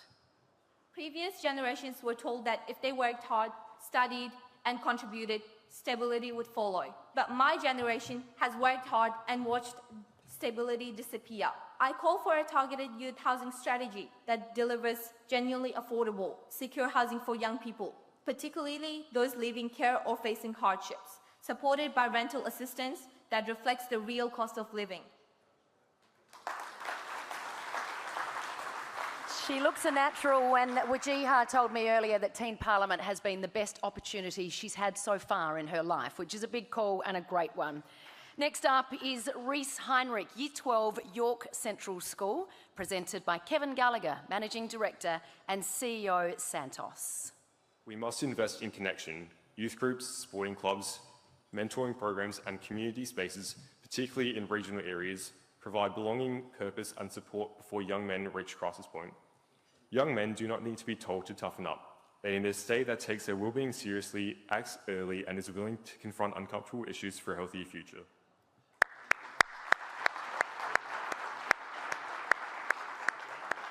Congratulations, Reese. Zach Modra, Year 10, Emmanuel College, presented by Nick Reid, RAA CEO. E-bikes represent innovation. They are affordable, environmentally responsible, and offer young people independence and mobility. They are, in many respects, a positive step forward. But progress without policy creates risk. I propose 3 realistic measured reforms. Targeted infrastructure investment. We must expand and modernise bike lanes around schools, major arterial roads and regional centres. Rural South Australians deserve the same safety standards as those in Adelaide. Well done to Zach. Charlie Richards, Year 11, Encounter Lutheran College, presented by Christian Pape, Beach Energy Executive Vice President, Legal and Corporate Affairs. Despite our state's natural wealth of resources, South Australia continues to export raw materials and import the finished product from overseas. This results in a loss of local jobs and economic value, leaving many young people feeling like they must leave our state to succeed. I propose a practical solution: the creation of a government-backed digital manufacturing network in partnership with South Australian schools throughout SA. This program would transform high schools into local production hubs that support small businesses while equipping students with real-world skills at the same time as getting their education.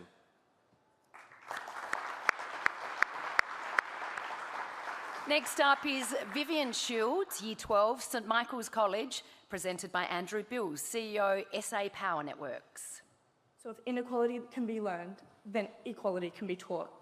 That is why I stand here today in this Parliament calling for feminism to be a mandatory unit of the South Australian history curriculum, not as politics, but to show that we do not accept inequality in any form.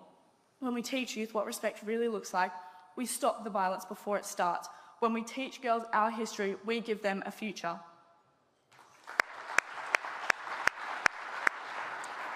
And last but definitely not least, Tilly Shammer, Year 11, Heathfield High School, presented by David Gallant, Managing Director and CEO, Walker Corporation.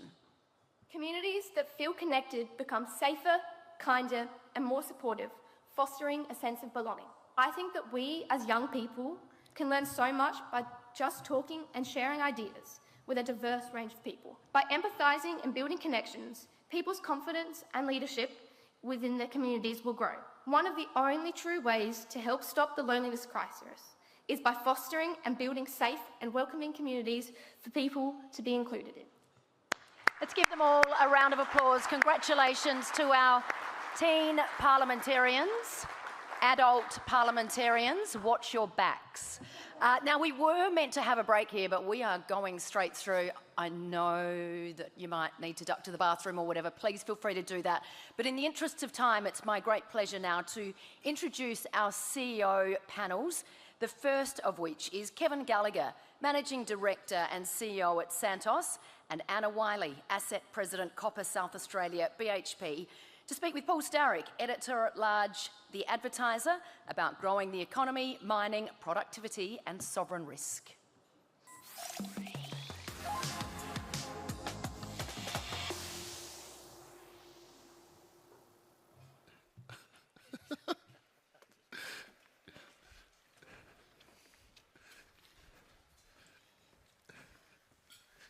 Welcome everyone. Last minute dash, Kevin.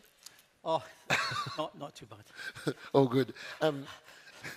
You're obviously out talking about your gas announcement. Can you tell us a bit more about that? And if you want to take the Premier's invitation to talk about price, then feel free. Yeah, I could just see how that would work with the competition regulator if I did that. But I'll keep that one to myself for the time being. But look, it's a very significant contract. We're delighted to be able to work alongside a partner like the South Australian government. I mean, Santos is a very proud South Australian company, 70-odd years old.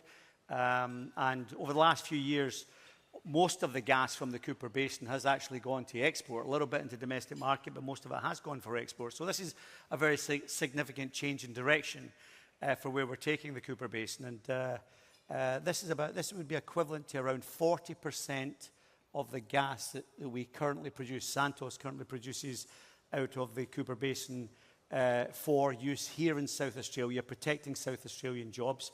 I won't go to price, but what I will say, I think it's a fair price, it's a competitive price, and looking at that from both sides, I think we're all winners in this agreement. And not only does it protect jobs and the industrial base here in South Australia, but it protects and sustains the jobs in the Cooper Basin. And Santos has around 1,100 employees here between Adelaide, Whyalla, Port Bonython and Moomba out in the Cooper Basin. So it's good for their long-term perspectivity as well. And you see it for industry beyond just Whyalla? Absolutely. I mean, I think ultimately South Australia has an opportunity. If we get the energy, I mean, you heard the politicians talking about it earlier on, and it's about getting the energy side of this right to support the development of other industries and businesses to come here. And I've always said energy security and affordability is what underpins any successful economy. You screw with that, then a lot of things can go wrong in the economy. And I think what we've seen in the last 5 to 10 years globally is uncertainty around energy policy, which way the world was going. I think we're getting clarity now around what the transition really looks like. And gas has got a massive part to play in that. And gas will be here for many, many decades to come. So, I applaud the South Australian government for doing this deal, not from the point of view of how it pans out for Santos, but for securing energy, because I think that's going to be a challenge, one of the biggest challenges for governments going forward. Anna, I had the great pleasure last week of spending time at Carrapateena and Prominent Hill. Particularly thought the gym and the mess hall were great. But we saw the vast copper mining enterprise out there. Can I ask you, why is copper the new gold, and what does SA deliver for the nation? Yeah, it was really, we were really pleased to host you. And for those of you that aren't aware about the gym comment, it turns out if you'd asked me when I first took this role, would I be investing so much money in new gyms at all my mine sites, it wouldn't have been where I'd thought to start. Yeah. But actually, they're very popular, and we have put a lot of money into the gyms to make sure that our employees can have a really great experience when they're on site. Look, as we look forward about copper and we look to the future, I mean, it's been a big week for BHP this week. We heard about it earlier from the Premier. For the first time, copper went over 50% of BHP's earnings, which has been a long time coming, but the moment did arrive, which has really been tremendous for us. And here in South Australia, we play a big role in that. So from Copper South Australia, we are currently, really keen to expand into the future. But just even on today, I think I saw some numbers earlier that the copper's over $3 billion in export revenue for the South Australian state, which is just tremendous in terms of how we contribute. But where does that copper come from? And it comes from the mines that you had the opportunity to visit this week. We have 3 mines here in South Australia, all underground mines. We use those mines to feed a central smelting and refining complex out near Roxby. We have around 8,000 people working in our mines, full-time employees across, or full-time equivalent employees across our business. And all of those employees working really hard to bring that copper up to surface and process it through the plant. So a huge opportunity, not just in terms of the revenue that's created for the state, but for the jobs that it contributes. Kevin, I also had the pleasure last year about this time of visiting Moomba and seeing the CCS, which is a potential $600 billion industry on our doorstep. What progress have you made since last year's official opening, and what opportunities are in the future are there to grow this business? Well, I mean, I think the first thing is to point out that Moomba has proven itself to be a success, the CCS project. Globally significant project, the lowest cost carbon capture and storage project globally, anywhere in the world. I guess that's what globally means. And it's been a huge success in its first year. We've stored more than 1.5 million tonnes of CO2 in the first year. We've generated around about 1 million ACCUs, just over 900,000 Australian carbon credit units. So it's a commercial project as well, which is great. But I think the real success for me, or I should throw one stat out there. So every 90 days, we store more carbon dioxide at the Moomba CCS project than all the EVs in Australia avoid in one calendar year. Every single EV in Australia, we do that every 90 days at Moomba. So it's a really significant project. And I think the real opportunity now is how we make it bigger. How we make it bigger to support industry growing here in South Australia in the longer term. And for me, that's the prize. And if you acknowledge that fossil fuels are going to be here for as long as we're going to be here, right? They're not going anywhere anytime fast. Even with all the renewables in the world coming in today, all they are doing is providing most of the additive energy to global demand. They're not eating into the baseload energy worldwide at all, not 1%. So when you look at that logically, you would say anything that decarbonises the energy that we're using must be a good thing, has to be a good thing. And if you can do that commercially to give yourself a comparative advantage, then you should be pursuing that. And so what I see the opportunity for South Australia is take somewhere like Whyalla. We should be able to attract more industry here over time if we can provide them with low carbon solutions. The ability for hard-to-abate industries, manufacturing industries, that don't have to go offshore, they can come to South Australia. We can provide, with the implementation of a pipeline out to Moomba, the opportunity to take their CO2, their emissions, and store them permanently and safely back in the reservoirs that they came out of in the first place. Anna, you referred to the expansion plans for Olympic Dam, Copper SA more broadly. What's the potential for the state that you hope to achieve? Look, I think the potential comes in 2 parts. One is more revenue, more jobs, more export. And so I speak a lot about our growth plans. They're actually happening now. You had the opportunity to head to Prominent Hill. We've reached the bottom of the shaft, which you wrote so well about in the articles. 10 times our tallest building in the state of South Australia. We're just finishing a $1.3 billion expansion out at Prominent Hill that sees us extend the life of that facility, which means a much longer life of copper coming from it, as well as additional tonnes. And then we have expansion plans, multi-billion-dollar expansion plans. We released the actual capital numbers for those in our results this week, which is a huge step for those of us responsible for delivering it. But a big step forward in the results this week that saw us, well over $10 billion in the first phase of that, which sees expansion at all of our mines, Carrapateena, and also at Olympic Dam, and expansion of the smelter and refinery. But other things are equally important in that. And for me, when we think about the theme of today and we think about the future, another really important theme in that for me is and we've heard it through the course of today, is how do we work together? And for us, a big part of it is the partnership on Northern Water that we have alongside the current government. Water is part of our expansion, and like all of our mines globally, our copper mines globally, copper mines have a tendency to turn up in dry regions, and so we need desalinated water to reach those. So we appreciate the partnership that's underway where we're looking forward to seeing that water come online in 2032, and for us as a commercial off-taker of that water is critically important. But the one thing I really wanted to say here alongside that partnership is we talk about the future, but I genuinely believe in the opportunity that comes from working with others. Over the course of this last year, we've announced a renewable energy partnership that will take us to 70% renewable energy by 2030 at Copper South Australia. And for those of you, I know we're passionate about underground mining here, but most of our material is moved to surface with electricity. Over half, or I think, maybe two-thirds of it, two-thirds of our material movement is electricity, so renewable energy matters to us.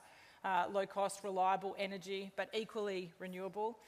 We've had a partnership on which we've spoken a little bit before with the tech colleges, and we see our future industry and our future employees coming in through the tech colleges. We see we've had our Horizon partnership where we've moved our freight we've moved 11,000 truck movements from road to rail. So again, putting our freight onto rail. You've seen Hydrofloat out at the site, and then of course where I started with Northern Water. So all up, I think for us, just so incredibly important to keep finding ways to partner and respond to those questions when everybody says that's impossible, and we say, no, for here in South Australia, we know how to do it, we know how to find a way, and we just make a difference for the future. Thank you both. Time clock says we're out of time. Thank you for everyone for listening, and thank you both for your time. Thank you. Cheers.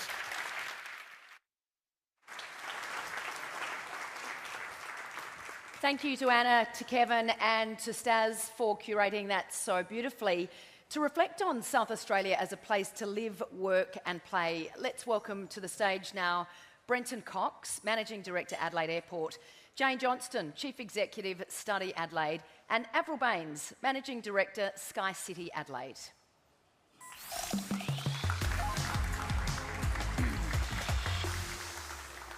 How are you, Jane? Thank you all for joining us up here on the stage. Avril, I'll start with you because you are our hostess today. Oprah Winfrey stayed here at EOS recently, and I know she has written a very glowing letter to singling out some of your staff this week. Tell us a little bit about that. That's a story in itself. But are we now targeting a higher tier of visitor into Adelaide? Sure, They're not all going to be Oprahs, I know. I mean, we have the privilege of looking after a number of celebrities here at EOS, but when you get such a letter from Oprah, and you're right, she did pick out some individual staff members who completely excel for every guest experience. But of course, as we know, what we do here is a team effort. So praise for one person is praise for everybody in that context. But yeah, she was really glowing, not only about the property, but about our people as well. And, that's really fantastic for us here. And I think Oprah's visit and stay here at EOS is a really proud moment, not just for us at Sky City, but for all of South Australia, because it shows how we are, as a state, increasingly attracting these high-profile global guests. So that's really incredible for the state. So we were really pleased to, and I'm really pleased to be able to share that acknowledgement from Oprah too. So EOS was deliberately designed to set a new benchmark for premium accommodation, and we can see from the really strong demand that we get from high-end guests, but also just everyday guests alike, that strategy has worked. For 7 months in a row, we have been above 80% occupancy. So for a premium hotel, that's exceptional. And we can confidently compete with the top hotels, not only around our nation, but also internationally. We're really proud to be able to do that. A little bit of a change of pace. I want to ask you, Jane, how do you respond to the current debate on slashing immigration and the impact that could have on foreign student intakes?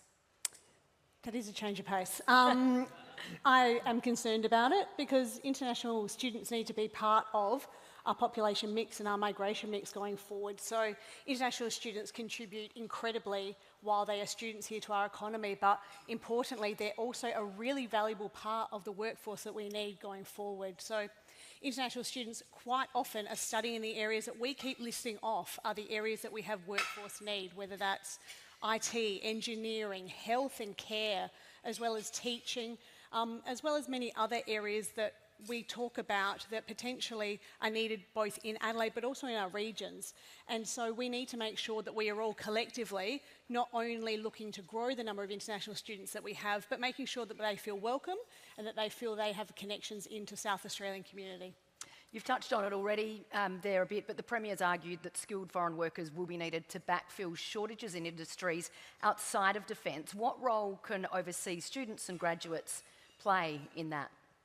Well, in terms of what's going to be going ahead with AUKUS, which we've heard a lot about today, that means that for Australian workers, they'll be going into those roles, or Australians.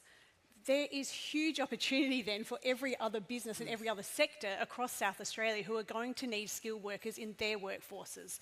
So when we think through those opportunities, we're going to need a workforce that is partly made up of locals, but also supplemented by the international students who choose to come here, who go to our universities, our vocational education providers, and get our local qualifications, but then take those into our workforces, because we've identified there is a shortage in terms of how many workers we have and what the opportunities are that are in front of us. So really, the AUKUS opportunity really expands what is possible for us as a state, but it also therefore provides an opportunity when we're offshore as Study Adelaide, along with our education providers, to talk about the complexity and the economic need that we have across our state and the role that international students can play when they graduate to get into those workforces and to actually have those future-facing roles that we know they want. Yep.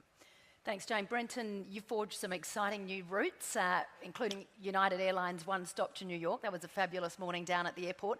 What's in your sights for future growth?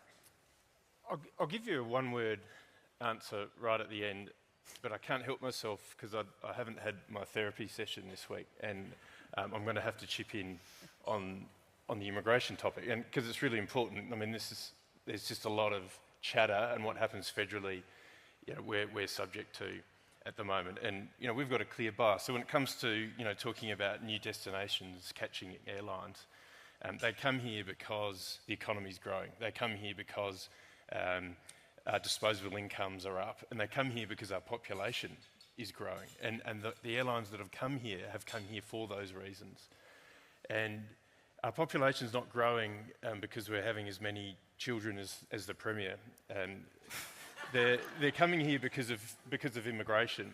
And so without that immigration, those airlines, we wouldn't be talking about the next one. We wouldn't be here in the first place. And I think that's not to say that there isn't a role for criticism in this space, but the criticism is for lack of enunciation of a strategy, and the criticism, I think, is failure to be clear on our values. We've got lots of great people here from Adelaide Airport.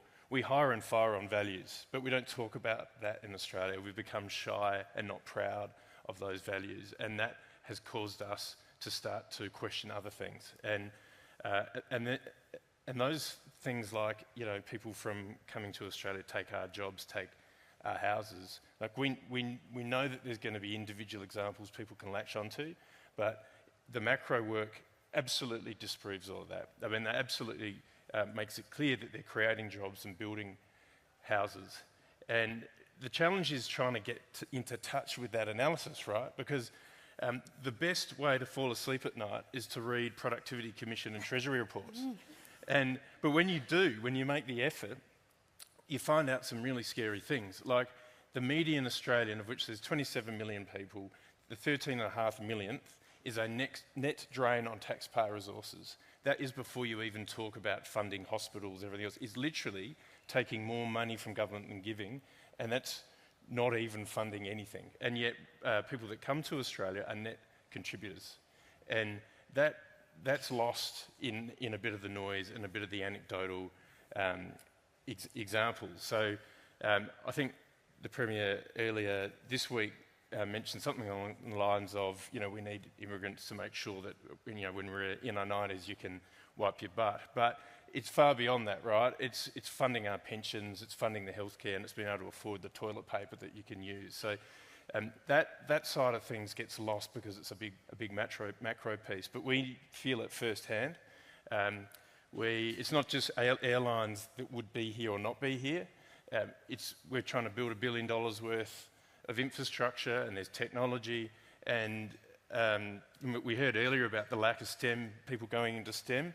We're having to get people into this country to fill those skills. We couldn't be spending $1 billion without that. Just back to that first question, where's the future growth? Well, now that you've got that out of your system, and I'm about to say, because so India is the example, and yet we're trying to get Indigo trained students at Parafield Airport, and we can't even get a third of them into the country. They pay $200,000 for a course. They're sponsored by an airline, and then they go home. They live in a dormitory at the airport. They spend tens of thousands of dollars while they're here, and yet we can't work out how to get them into the country to do these courses, to spend their money here. So while we're talking about shutting down on numbers, we actually need to sort out the system. So yes, it's India, but we need to sort out some of our visa systems so that we can screen the people coming in and get the right people coming in. So that would be good to get an India service, because there's more people looking to come here from India than there are looking to come from the UK now. Yeah. Avril, Sky City is a key part, obviously, of our riverbank, with Festival Tower complete and Festival Tower 2, obviously, now under construction. What do you see as the future for this precinct? It's changed so much.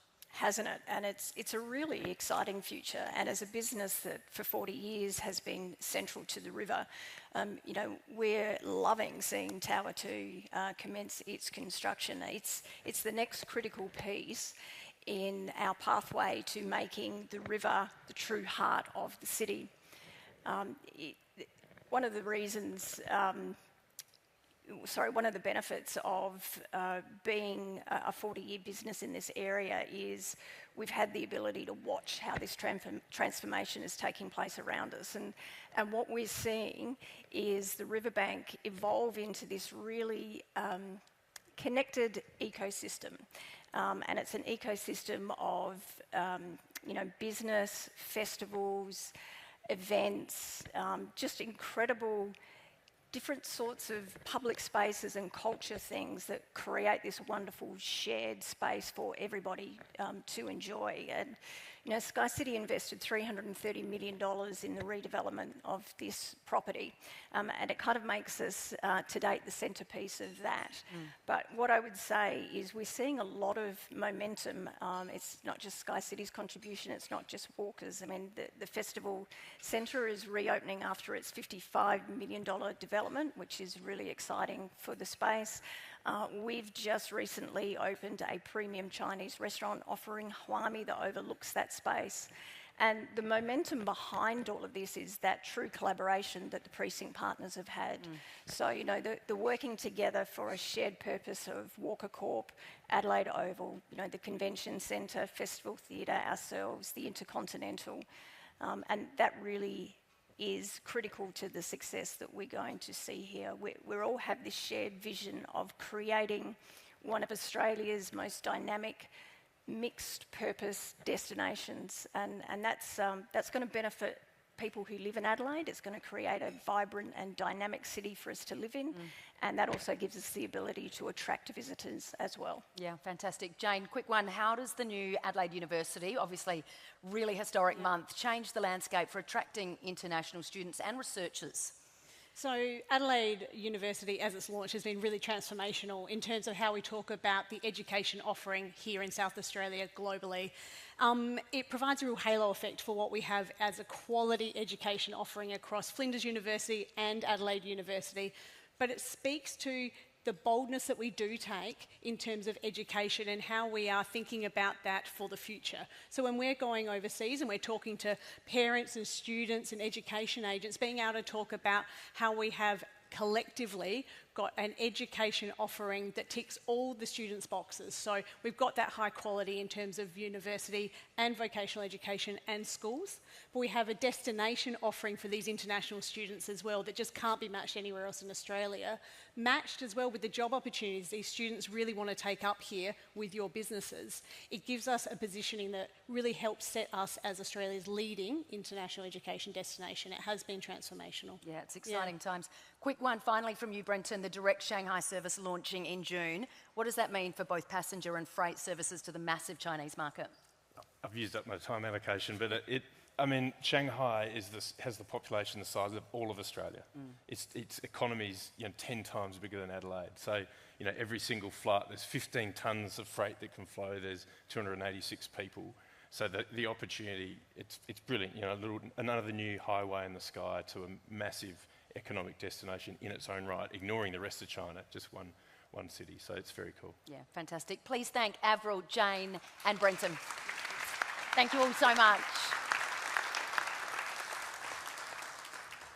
All right, well, planning for a big future, homes, transport and amenities is up next, and who better to chat to than David Gallant, Managing Director and CEO, Walker Corporation, and Nick Reid, CEO of RAA.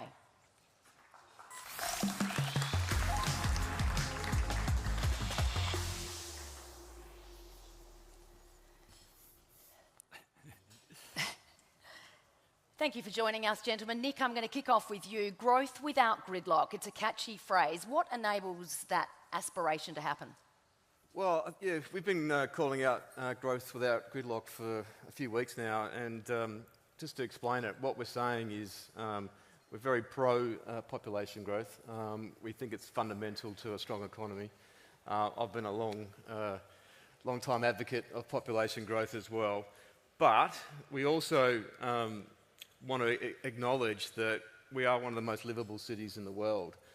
Many of you in the room, like myself, could probably work in Sydney or Melbourne or overseas, better jobs or whatever it might be, but we choose to live here because it's such a great place to live.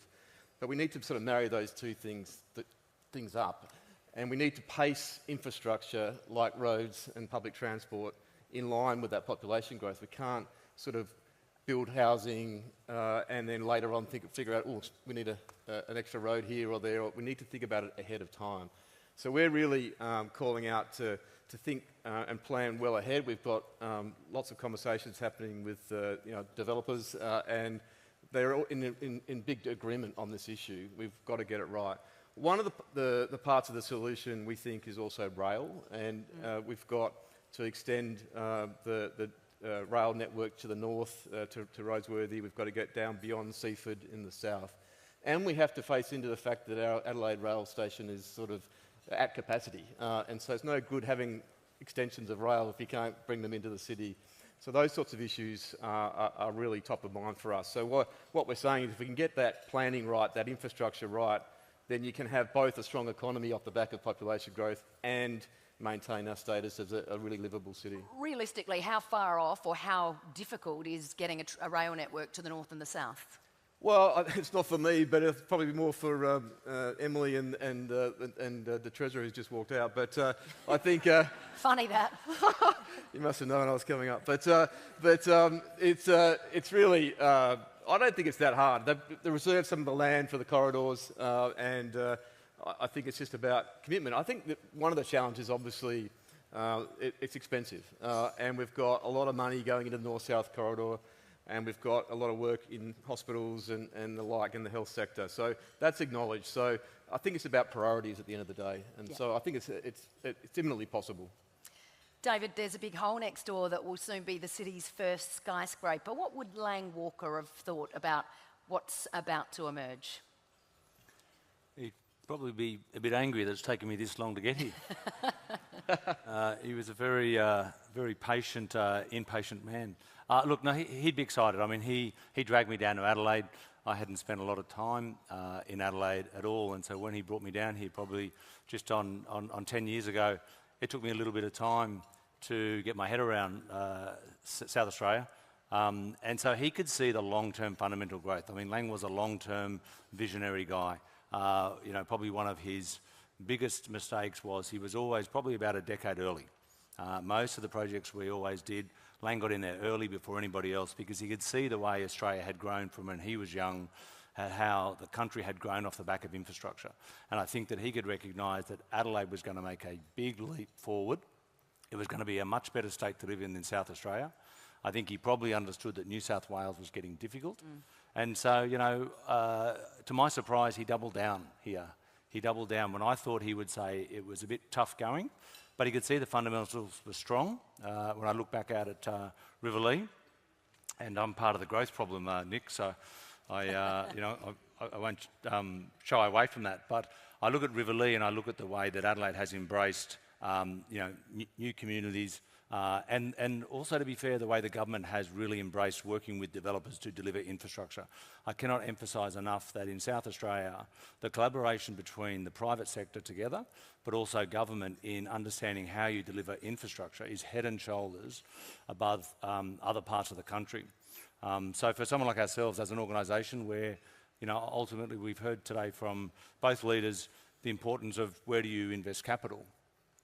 South Australia has got to be in the top 2 states of where I would invest capital going forward. So I was going to say that collaboration and cooperation and openness makes companies like Walker want to come back. Yeah, look, absolutely. I mean, the population growth is a no-brainer. The infrastructure is there. It is getting there. We will always have growing pains. I grew up in Sydney where they talked, for all of my youth about the motorways, the M2 is going to come, the metros are going to come, and it didn't hold me back in life. I mean, it's come here today and there's another generation that's getting the benefit of it. But I don't think that we should also be thinking that just because it's not perfect today, that we don't keep trying. I mean, the other thing that comes out very strongly here in South Australia is the positivity of your leaders. The 2 leaders are very, very, very positive people about making South Australia great. And if you've got leaders that want your state to be great, let me tell you, you've got an economy that's going to fire because the 2 of them have to push each other. And I think we saw the Premier today that I don't think he's against healthy competition in making South Australia great. So we're not seeing that in other states. We're not seeing an opposition party that is pushing the government to do better. And I think that's great for South Australians. In the interest of full transparency, some of you may know I am a very proud Walker ambassador, so I've followed these projects closely. Tower 2, it hasn't come without its critics, yet the Premier's questioned exactly what these people are hoping to save, in fact describing on the weekend the former plaza downstairs as filthy, dirty, dangerous and derelict. How does your vision and Walker's vision change that? I'm glad he was talking about the old plaza and not the current one. Look, it's been a tough job. It has been a tough job, and I think people have forgotten that there was a vision there of completely reinvigorating that part of the city. The work they've done, as Avril said, on the Festival Centre, Sky City's work, the Oval. I mean, I walked around the Oval this morning. What does a place look like 10 years down the track? Are we proud of what we built there at the Oval? So for us, it's the big question is, what are we going to look at in a decade's time? Are we going to walk around that ground plane, enjoy the space, and be proud of what we've done? I mean, we are very proud that that building will be the best-looking office tower in the country. I can't think of anywhere else in the country where people are investing in office, a brand new office. And it's because of the fundamentals in business. You listen to Santos, you listen to BHP today, right? You listen to their plans for growth, and that tells you it's worth investing in South Australia. So it is going to be an incredible place. I wish it only was $1 billion, Premier. It's $1.4 billion. So it's a big investment, and we get to make these decisions about where do you invest your money. And I'm very proud to say that South Australia is a great place to invest. Nick, you're pushing to increase home affordability with mandatory energy ratings. How does that help consumers, and are we behind the 8 ball on this? Are Victoria and other states leading the charge?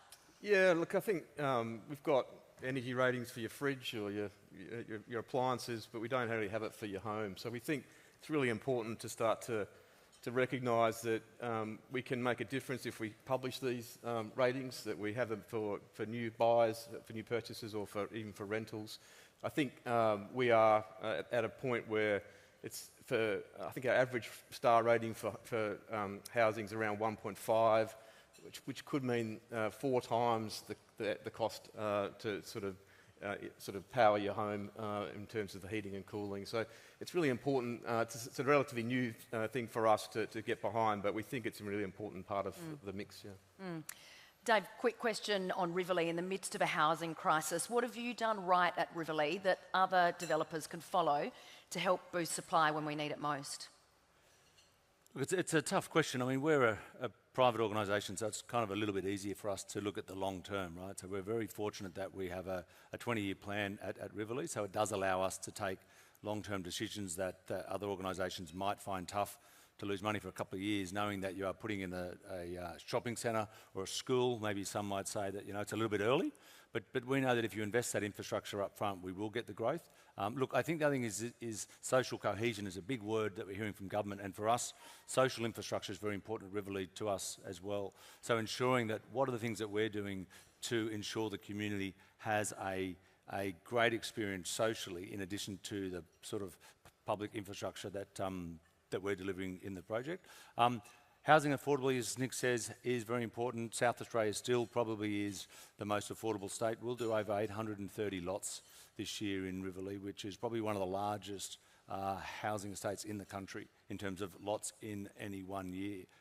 And Weeks, McDonald Jones, South Australia is their #1 state in terms of growth and opportunity. A lot of firms over in both New South Wales and Queensland are asking us, how do we get into South Australia?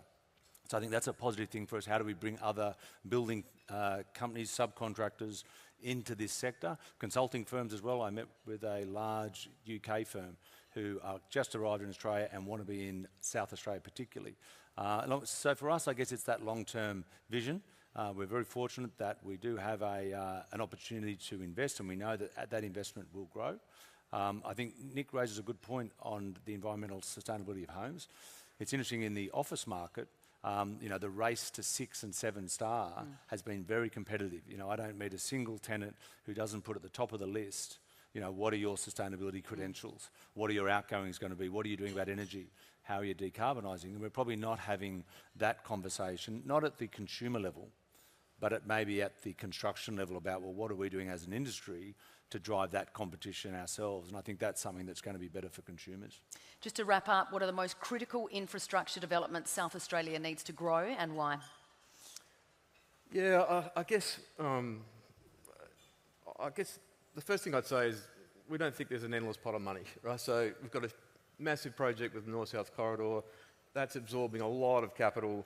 We've got state debt heading up and can't get much higher. So we actually got a bit realistic on this one. We think perhaps we need to deal with a $2.1 billion backlog of road maintenance.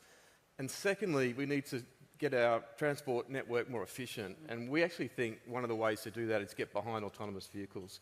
And because they're less congestion, less accidents, great for getting even more elderly people around from point to point, great for freight. And so we're thinking a lot about this, and I think if we start to think about what we really need is we need the legislative framework that governs autonomy, because the biggest one being who wears the liability if something goes wrong. Yeah. We have to get to work on that both at a state and a federal level. Thinking ahead, Dave? Yeah, look, I think there's certainly, in terms of infrastructure events, South Australia is doing very well this week in terms of that. I think that the government is identifying those public transport corridors, particularly what we're seeing in the north, and I think that's going to be great. Look, there's no doubt that some of those projects will need Commonwealth funding, and I'm sure that the government here will be able to seek that. So I think, as Nick said, public infrastructure planning, longer-term planning of corridors is very important. 2 reasons. Obviously, it identifies the corridors, but it also gives business certainty about where they should invest around those corridors. And for me, that's what's made the big difference in Sydney over the last sort of 5 years, is that we've finally been delivering infrastructure that we had set aside corridors for over the last 20 to 30 years. Yeah. Please thank David Gallant and Nick Reid. Thank you both so much. Yeah. Thanks, Dave. Thanks, Nick. Andrew Bills, CEO, SA Power Networks, and Christian Paik, Executive Vice President, Legal and Corporate Affairs, Beach Energy, are up next. A bigger power network and supply to power AI in an energy-hungry future. That's what they're going to be discussing with Paul Starrick.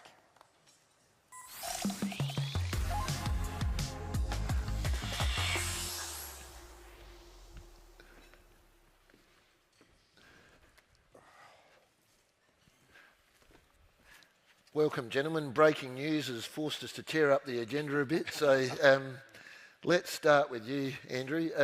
The Premier's gas announcement and Santos, what's that mean for power prices? Oh, look, it stimulates investment and supply, and we all know that means if you bring on more supply, that's a tick. It helps with energy security for the state, that's a tick. And it firms up a renewable portfolio like we've got nowhere else in the country. So it ticks a lot of policy objectives with that announcement. What will it mean for me and my bills? Oh, I can't give you an answer. And the Premier didn't as well. But I think the key thing is it's going to bring on new supply. Yep. And we all know what more additional supply does. It puts downward pressure on price. Yep. What does that look like in reality? Time will tell. Yeah, understood. Christian, data centres. What's the potential impact on people's power bills of that? What's Beach planning to do about it? Well, Beach isn't a retailer, but obviously we can play our part in a secure energy source for gas generation, for electricity generation.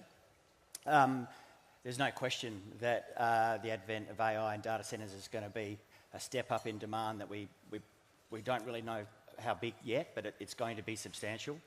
And I think if we look overseas, particularly in the US, what we're seeing with these very large data centres is dedicated electricity-generated power sources adjacent, and gas can play a part in being the source of fuel for those electricity generations. And what's important about that, if we seek to adopt that in Australia, is that'll take the pressure off the broader market, and so hopefully insulate households and the mums and dads from higher electricity prices. And certainly we see that as an exciting development and one we're keen to get involved with. People would love to be insulated from higher prices. Andrew, what's driving the surge in demand in South Australia? You've had increased connections, correct? Yeah, look, it's interesting. We've seen a 5-fold increase in the last few years of what we call sort of large connections than what's traditionally been the case. And when you look at it, and we're a barometer of investment in the state, because you can't do anything without energy or water. And it's not just government, it's agriculture, it's manufacturing, it's infrastructure, it's space. It's a diversity of different industries, I think, which is a real promising sign. And we're not seeing that slowing. So what the Premier said, earlier, also at the Cedar lunch, if you were there, we're seeing that come through in our business right now. So it's symbolic, essentially, of a growing economy. It's a strong economy. We're also seeing investment specifically around the renewable credentials. So people are coming here knowing they can plug into the grid and get sort of 80% renewables, which ticks some policy objectives for people. Excuse me.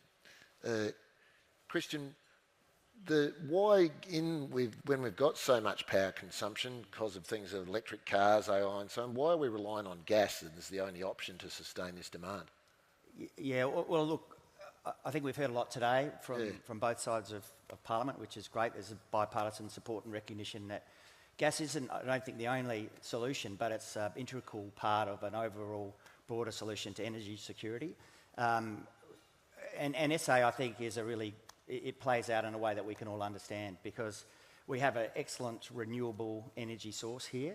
I think we heard today that it's somewhere around the 80% mark, electricity generated from renewables, and I think on some days, if the conditions are right, it can be closer to 100.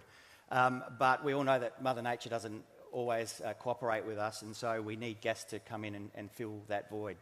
And so I think what we're going to see with the huge demand that we're going to get, we need to continue to prioritise and incentivise gas, and we've heard a lot of positive things about that today in this state, because it will firm up our energy supply, and it will help meet what we talked about, which is this unprecedented demand that we're going to face. And if we all want to protect our standard of living, which I know we all do, we all enjoy it every day, gas is a key focus. And I guess from us, for a long time, it's seen as a transition fuel. I think we're discovering more and more every day that it's going to be a permanent fixture, and we've got to get behind that. Timelines for finding gas and developing it are long, so we need government support and community support to continue to do that. Andrew, we've heard today about how we've got more solar panels and more renewable energy than pretty much anywhere in the world on a major grid. What are the challenges for you guys of managing that for your customers? Yeah, look, and I could ask for a show of hands, but I'm just going to guess 50% of this room have got solar on their roof, and I'd say the demographic would support that. And I think if you look at who's taken advantage of the household battery scheme the federal government announced last year with a 30% discount, most of you have piled in on that as well. And we're seeing like about 150 batteries a day going into South Australia. It's unprecedented anywhere in the world. We run our network most of the time just off rooftop solar.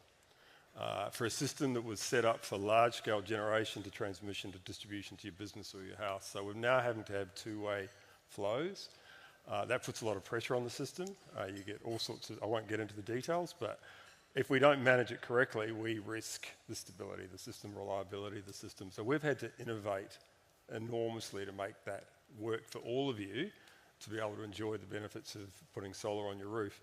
And that's been, for example, what we've done is sat down with all the manufacturers of solar inverters, put the technology in where we can control the solar when we need to, when the system's stressed. You get to export more the rest of the year, apart from those few times when you're stressed. So commercially, you benefit from that. That's the level of creativity and innovation that we've developed here in South Australia. We're now getting companies from around the world, Germany, South America, wanting that technology. They want your IP. They want our IP, they want the systems that we've put in place to control it. And they're asking, how are you doing this? Nowhere else in the world does this. So it's a great success story. We're exporting it around the world, and it's a testament to the creativity that exists in... You're exporting technology and your know-how, essentially. Correct. Yep. Christian, the past couple of years when I've interviewed Brett Woods, your boss, he's talked about the prospect of blackouts in South Australia from gas shortages. Do you want to explain what he's meaning by that? Look, it's a complex question, and a lot can contribute to a power outage.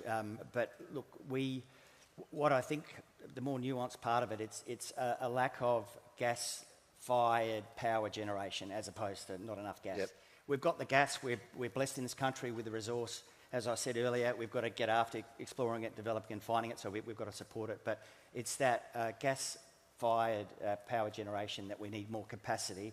And unfortunately, it's not just a South Australia issue, it's a southern states issue. So that's, again, a lot being said about it. It's well recognised by both sides of Parliament that it's an issue, and it's really great to see a lot of really proactive initiatives there to try and solve the problem. And, I'm confident we will solve it. And that sort of draws us back to the start, what you were saying, Andrew, about the increase in supply from the announcement that we've heard today, correct? Oh, completely. I'm completely in line here because, and I can't underline the importance, if you're going to run a system on renewables like we do in South Australia, you need gas. You need gas to firm it, and there's no other way around it until some other technology becomes available. And I think what's good about this government is they're quite prepared to make a bold decision like they have, whereas other governments have struggled with that. And it's a clear signal, it gets investment, that helps supply, that helps the consumer. Fantastic. Thank you very much, gentlemen. That was a short but illuminating panel. Thanks very much. Cheers.